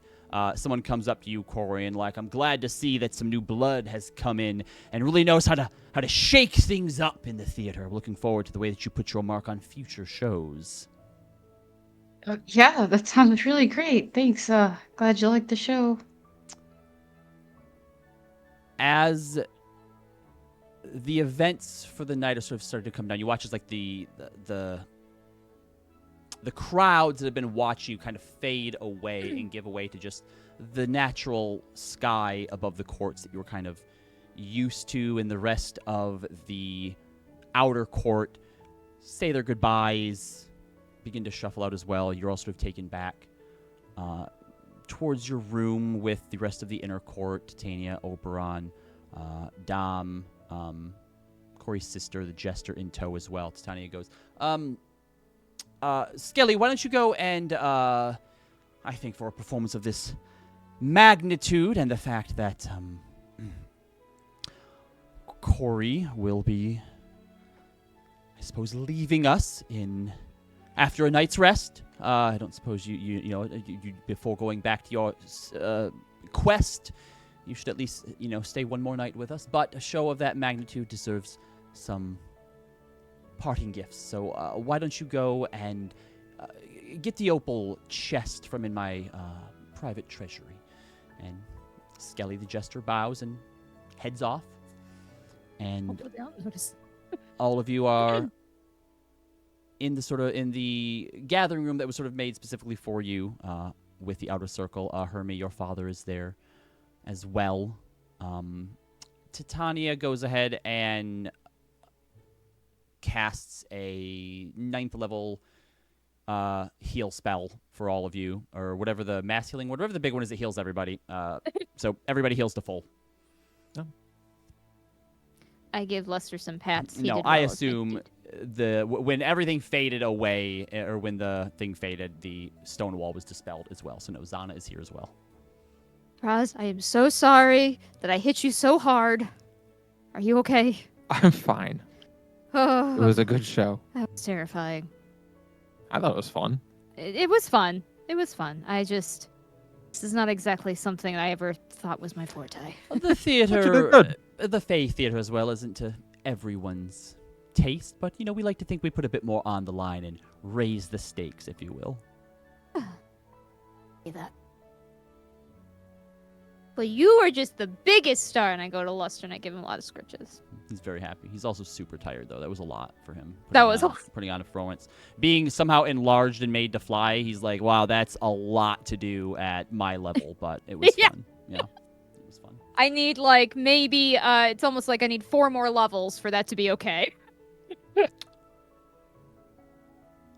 Eventually, this large opal treasure chest is dragged in by the little leprechaun, and Tiny goes and sits down next to him and goes, "So, we haven't seen a performance quite that spectacular in some time. People will be talking about this for centuries to come, and I think that as most of you being mortals were the ones that put it on, it's only fair that you get treasures befitting that stature." And as she cranks the opal chest open, there's about 10,000 gold in there, of various coinages, but for the purposes, you can just put 10,000 gold into your inventory. As well as she reaches in and pulls out a few things.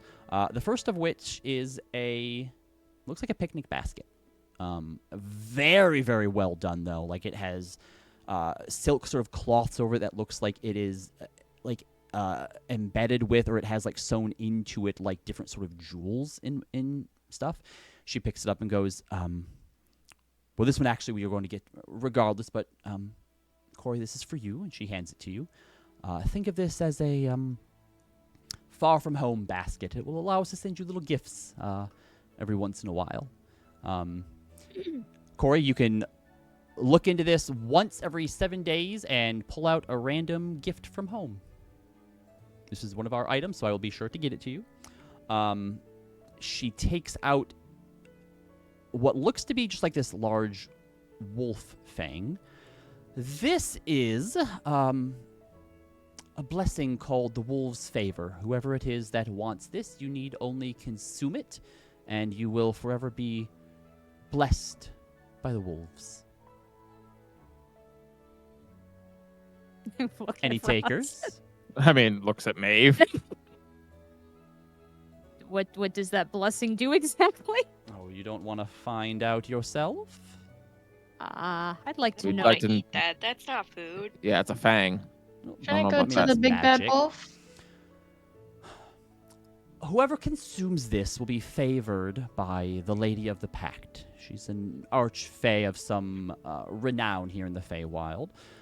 You'll notice a heightened sense of smell, and that your eyes may also take on a more canine property. Yeah, no thank you. Family motto.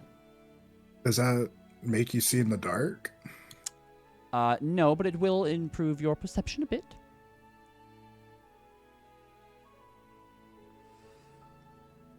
Well, she just tosses it to Maeve. Whoever or whenever you decide you want, I promise, as Queen of the Summer Court, there are no ill effects or contracts within it. No. Was it what do you want me to call it in the thing? It is the Wolf's Favor. Wolf's favor. Yep. All right. Whoever ever wants it, it's here. She then pulls out this potion bottle that is filled with a red bubbling liquid and is sort of encased in this golden dragon figurine, the stopper of which is like the actual flames of the dragon coming out of its mouth. This is a potion of dragon's majesty, and consuming it, I believe, will allow you to change into a dragon for some time. What do you mean by believe? I think that's what it does. Oh gosh, I mean, if it turns us into a dragon mortals forever, are always that's kind of so cool too. finicky about using your magic items, and she'll cast Identify on it really quick. Yes, for 1 hour it will transform you into a dragon. All right. What's it That's called again? neat. Potion of Could it be like dragon's any majesty. dragon? Dragon's Majesty. We have so many. Could it be like any dragon? You could turn into a little dragon. I Like, believe aw. it's based on the scale, so this would be a red one, and you see that there's like a scale floating in it. Mm. And then we also have, and you watch as she pulls out. Oh, actually, you know what? Hold on. Somebody's gonna roll something for me. I feel like Katie makes the most sense. So give me Why? a second here. Oh, you'll understand in a second. I need to figure out what I'm having you roll really quick, though. Javelin of lightning. We need to do something with some of these items. I used that during the what you call it? I have it in my inventory. I thought I Oh, you marked it off. One, Okay. Yeah. I can say that you have it then. 3, 4, 5, 6. I could have probably used it as the grandma. Hmm. That would have been fucking dope. 1, 2, 3, 4, 5, 6, 7, 8, 9. Roll me a d10, Katie. Okay. Yeah.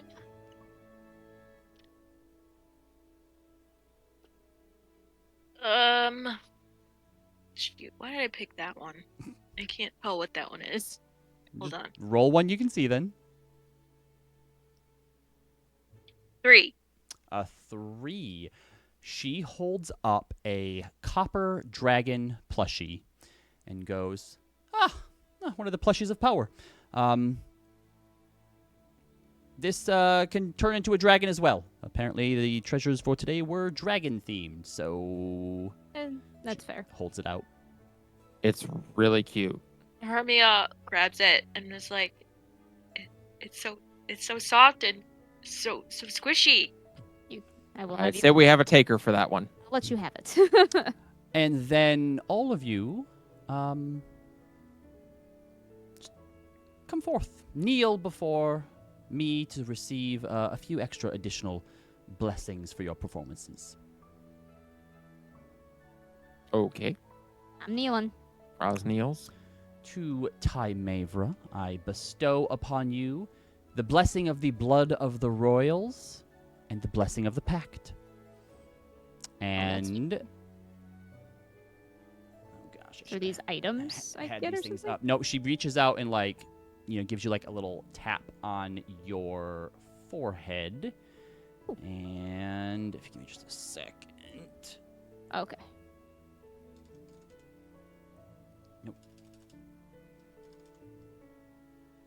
I, of course, don't have all of these in one spot like I should have.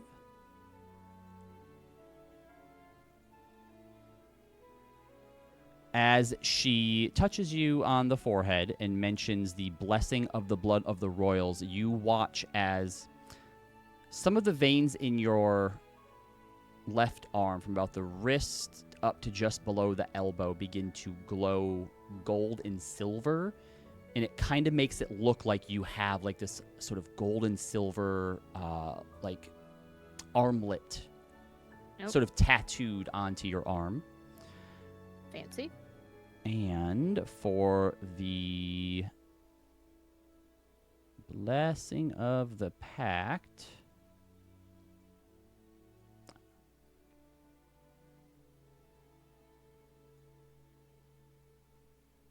where is the Blessing of the Pact? Not in this folder.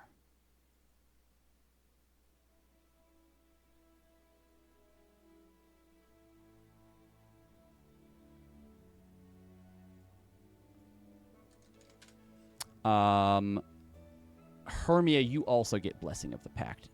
So just keep this in mind.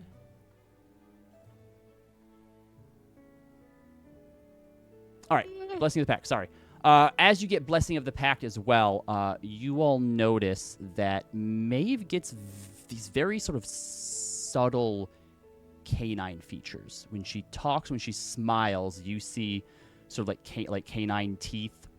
Her ears, which are already kind of a little bit pointed, kind of sharpen a bit more as well. Roz, you were next. To you, I bestow the boon of the red hood, and as she touches Roz's forehead, you watch as her hair kind of lights up for a moment, and there's these subtle sort of red undertones under her hair. And the boon of scale flight. And as she says this and touches your shoulders, all of you watch as two leathery wings sprout out the back of Roz and then quickly wrap around her. As she sort of stands up and looks at him, it looks more like you're wearing a cloak than you actually have functional wings. Oh. But I'll get all these to you so you can know exactly what they do. But you can potentially use them to fly. Ooh. Now Finally keep fly. in mind, all of these, while very powerful, are temporary boons. If you use them once, the power fades. Oh. Okay. Who comes next to receive their boons? I raise my hand kind of eagerly and I come forward and kneel. Ah, yes, our Grandma Yum Yum. That was a new one. Yeah, it sure was. Let's hope this isn't as lost on you since you are already a man of some age. But you get the boon, the wisdom of the ages. And as she touches you on your forehead, you all watch as Leo gets Doctor Strange sideburns. As his hair kind of begins to gray quickly. Or gray even more. And what was the other one?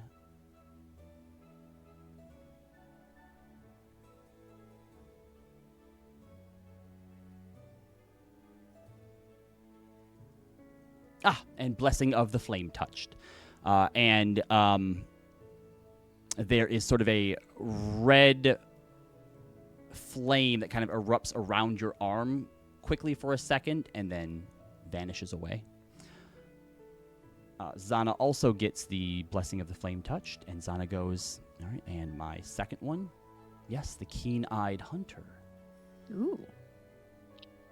Since you already have a bit of it, but to truly unlock it, she reaches over and sort of taps the side of Zana's head, and you watch as one of her eyes turns gold. Your music started fucking up. Thank you. And Zana gets the Eye of the Apex Predator. Give her a thumbs up with my canine teeth. Be very careful with that. You can get killed with it. Yeah, I was going to say, Maeve might think that. Sarah's not going to like it. Yeah. What? Zealous, our big bad What's all wolf. from? These are all stuff that I've made. Taking them lately. She reaches out and puts her hands on your shoulder. There are forces across the realm with such utter destructive power that they must be kept from the borders of civilized places. But sometimes that power leaks through and in the right hands can be focused in a way that helps the mortal world. With that, I bless you with the power of the bad end. And you can decide where, Zealous, but until you use this blessing, you have a long, dark, black scar somewhere on you that when you touch it, is freezing cold. Mm. And you also get the boon of the helping hand.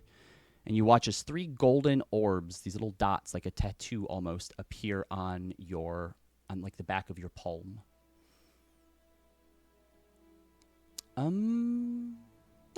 Hermia, the Unseelie, or Mr. Bane Blight. Come here, please. You already got the Blessing of the Pact, and she also gives you the same one as Maeve, the Blood of the Royals, as you have sort of like these golden silver vein pattern that appears on your arm. Have we missed anyone? Did we give Sarah some boon? Did Corey get... Saris is like, no, I was told that I can't have any blessings or boons or packs or anything. But I while I'm mean, she was here. part of the play. It's Oh, boy. only. I said I you bet can't make a Titania has pact. something. You can have a blessing. Well, we do still need one for our dear narrator. And she holds her hand out to you, Corey.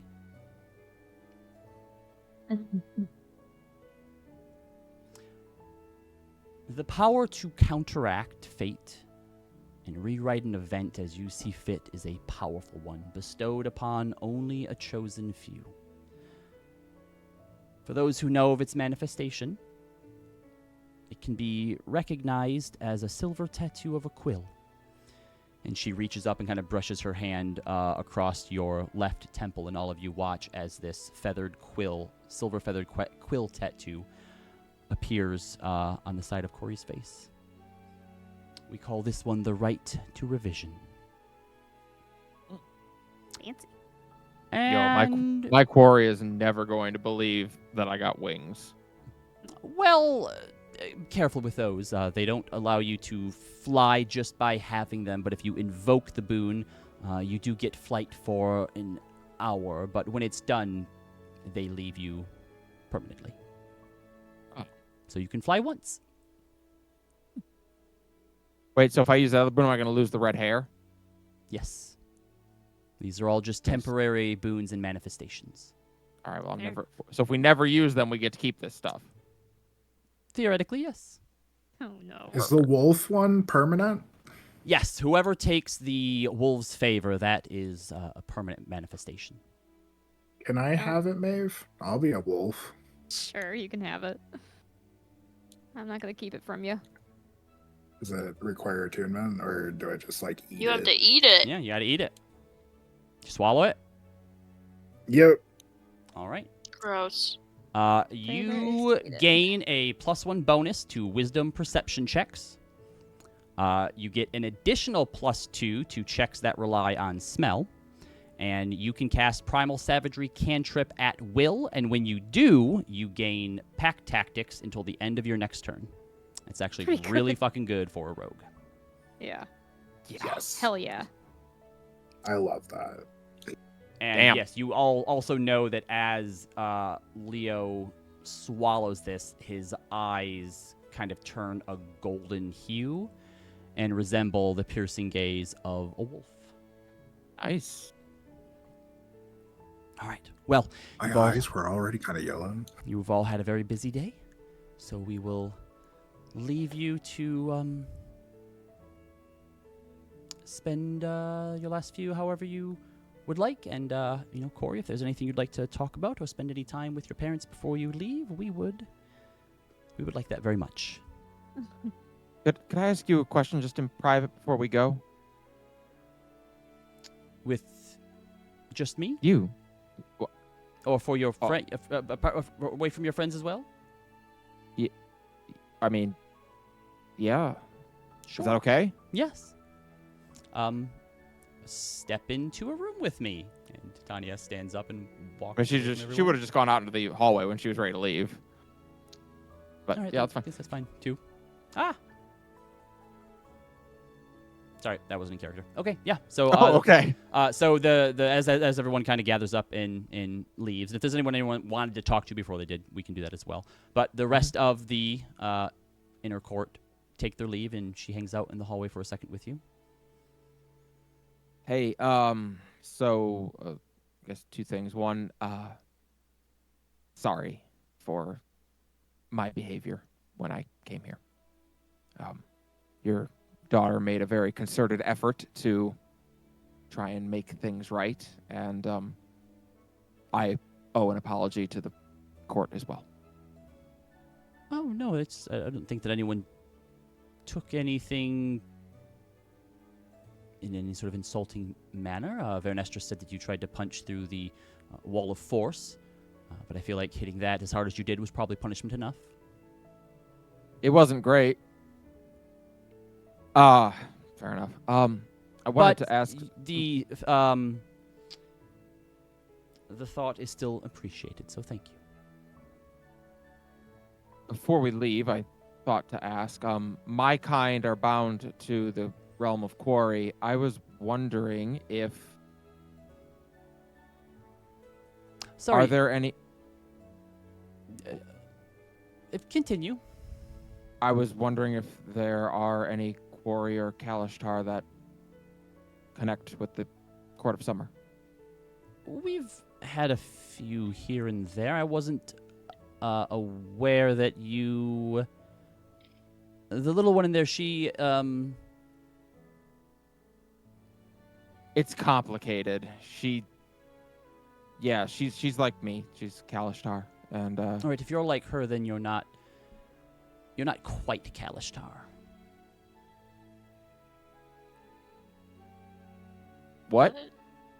As Roz just like blue screens for a minute. Pretty sure I am.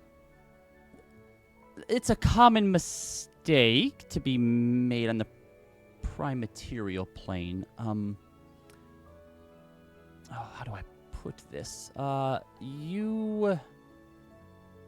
sense an untold amount of wisdom, many lifetimes lived. I sense within the little one. So, her for sure. I don't quite sense your spirit in the same way, but Kalishtar. So yes, first of all, that doesn't happen with Kalishtar. Secondly, they don't reincarnate. There is something a bit more rare that is very often mistaken for, and for good reason. There are a lot of similarities between them. They're also called Dreamwalkers, similar to what Kalishtar are, but they go by a different name among scholars and older fae that know about them. They're called the Onoraxi, and they have what are referred to as somnus spirits, not quarry, who are... if my history's correct, the quarry spirit are different souls attached to others when they're boring. It's a complicated thing I don't really care to know too much about. But Somnus and the Onoraxi are entangled and created in a way that make them one. Roz kind of blinks because, yeah, that sounds about right. But my parents were both Kalishtar. Perhaps. That's why I didn't get blood rot. Or it's possible that they were Onoraxi and didn't know it as well. But, again, Onoraxi also reincarnate, which means that you're always going to be born at some point into someone else, and it's possible that two Kalishtar thought that they had a Kalishtar child. Holy shit.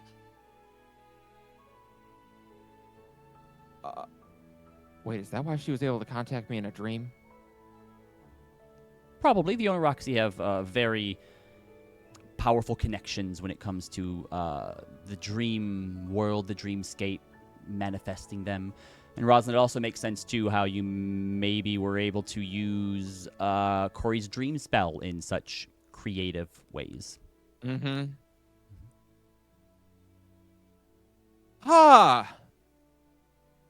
Okay. Well, I'm glad to have been of help. Yeah, help. Wow. Well, that's the last. I'm gonna go sit. I gotta sit. Sit down.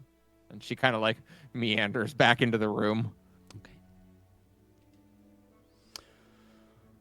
Well, that was hell of a show y'all put on there. I thought not gonna lie, at the end there, I was getting a little scared that you were gonna end it with like kissing and stuff. And Faye's like, yeah, me too. So it's what it means when you say you can't please everybody. It's alright. Probably should have let the Dragon Queen kiss the real princess. She wanted to. I'll pat your back. I mean, everybody could have just kissed everybody. Isn't that what they do in the Feywild? Aren't they like a bit more like free and That's Maeve's Pallet elves fault. are. I'm sure there's some Feywild people that are like that. It's not just the Pallet Grove. Wait, what about the Pallid Grove? They kiss people at the Pallid Grove? Yeah, they have kissing parties. Corey, can we Oh, the visit the Pallid Pallid Grove pile. next? Oh my god. Huh? Can we visit the Pallid Grove next? Yeah. Wait, you were in the Pallid Grove. You didn't do Yeah, any, I you was didn't in do any Pallid kissing Grove. parties without me, did you? No, but do you want to? Sarah's during People all this is more like people? gross and like runs off into one of the rooms. Roz like closes the door behind her. She comes back in, just like looking. She looks different. Something wrong? What? You're off. We're making jokes, but you're not. What? Yeah, kissing. Right. No, we did that one time. Remember? Wait, we had a kissing party? Hello, Blink. No. Sorry. I'm not a Kalishtar. You're not a Kalishtar. Nope. Well, what are you then? She said I'm an Oneroxy, and I don't know what the fuck that is. So, Blightheart goes, Never heard. oh, yeah, no, those are real rare. Good on you. Good on you, kid. And gives you a pat on the back. I mean, she was just born that way. Right? Well, I mean, Yeah, I mean, kind of. yeah. You get it's a reincarnation thing, right? yeah. My Somni and I swap places. That Saris didn't know that? Nope. She's not a Kalishtar either. She gives a very apologetic look to Corinth. Oh, sorry, I meant to. So, what does that mean? All the stuff we've learned isn't. I mean, it's all. No, seems it pretty is all correct. accurate. It's still all accurate. I just had the name wrong. Oh, all right. Yeah, no, my Saris didn't know either. We've never met another one. At least, not that she's ever told me. I don't know why she would tell me I'm a Kalishtar if I'm not. If she doesn't know. Do you need something? Need water? Mm. Sit down, maybe? I need, where's one of those drink glasses? What was it, Corinth, did you call it? Cognac? He already has one and hands it to I you. need cognac. One of those nights. Got it. Oh, all right. Hermia, can we have a private moment over in the hallway or wherever private meeting rooms they got or whatever. Yeah, the hallway's open now. You can use it. You're serious dogs. All right. Hey. He steps out there and there's like some patrol coming through and he's like, "Hey, get out of here! Try to have a private talk." Like, we're patrolling. It's our job. I'm gonna show you what my job is here in a minute if you don't get the fuck out of here. I would patrol somewhere else. Come back later. All right. And they kind of turn and walk off. And he's like, "Nah, I was hoping they'd put up more of a resistance." All right. So, I mean, you're all, heading back to the prime material plane. After you rest up and whatnot. So, I'm gonna go fight a hag. I decided I'm just gonna not even give her time to talk. Just run up and try to chop her head off. Oh god. the Prism Sage. Yeah.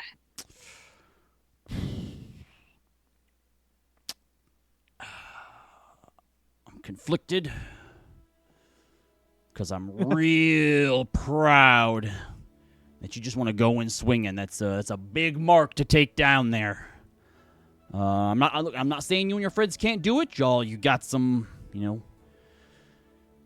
You got some, like the cut of your jibs, but that's it's a very powerful and old magic that hag has. So make sure. Are we related to her? No, I wouldn't say related. There's definitely some similarities. I don't think she can die. I mean, she's been defeated before. But she. By you? No, not by me. I mean, I could take her. Don't. I could take her. But no, she's so old. Her magics are intertwined into the fabric of the world. So you can defeat her and destroy her body or whatnot, but she just reconstitutes herself eventually anyway. So keep that in mind. If you were to defeat her, eventually she'd probably come back with a grudge. So. Now, I don't want that. Hey, I don't necessarily want you to talk you out of it, right? Because that'd be badass. You just walking into the prism sage and, trying to cut her head off. But, I don't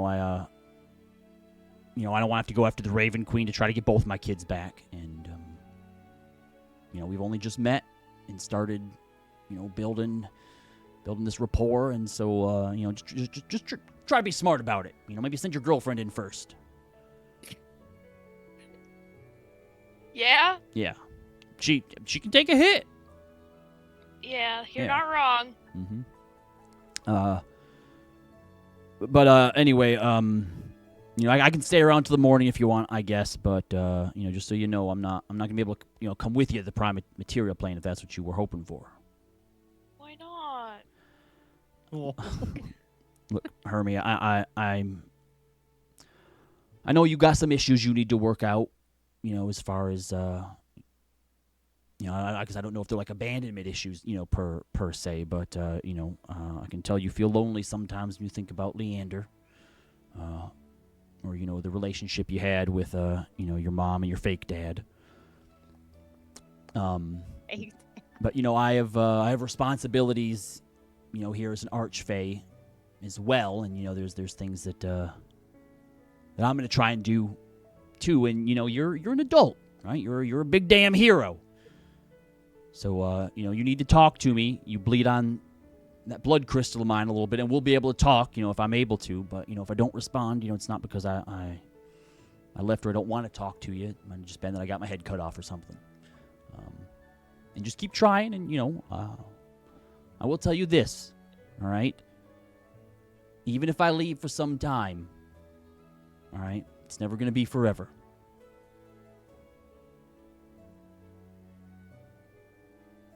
All right?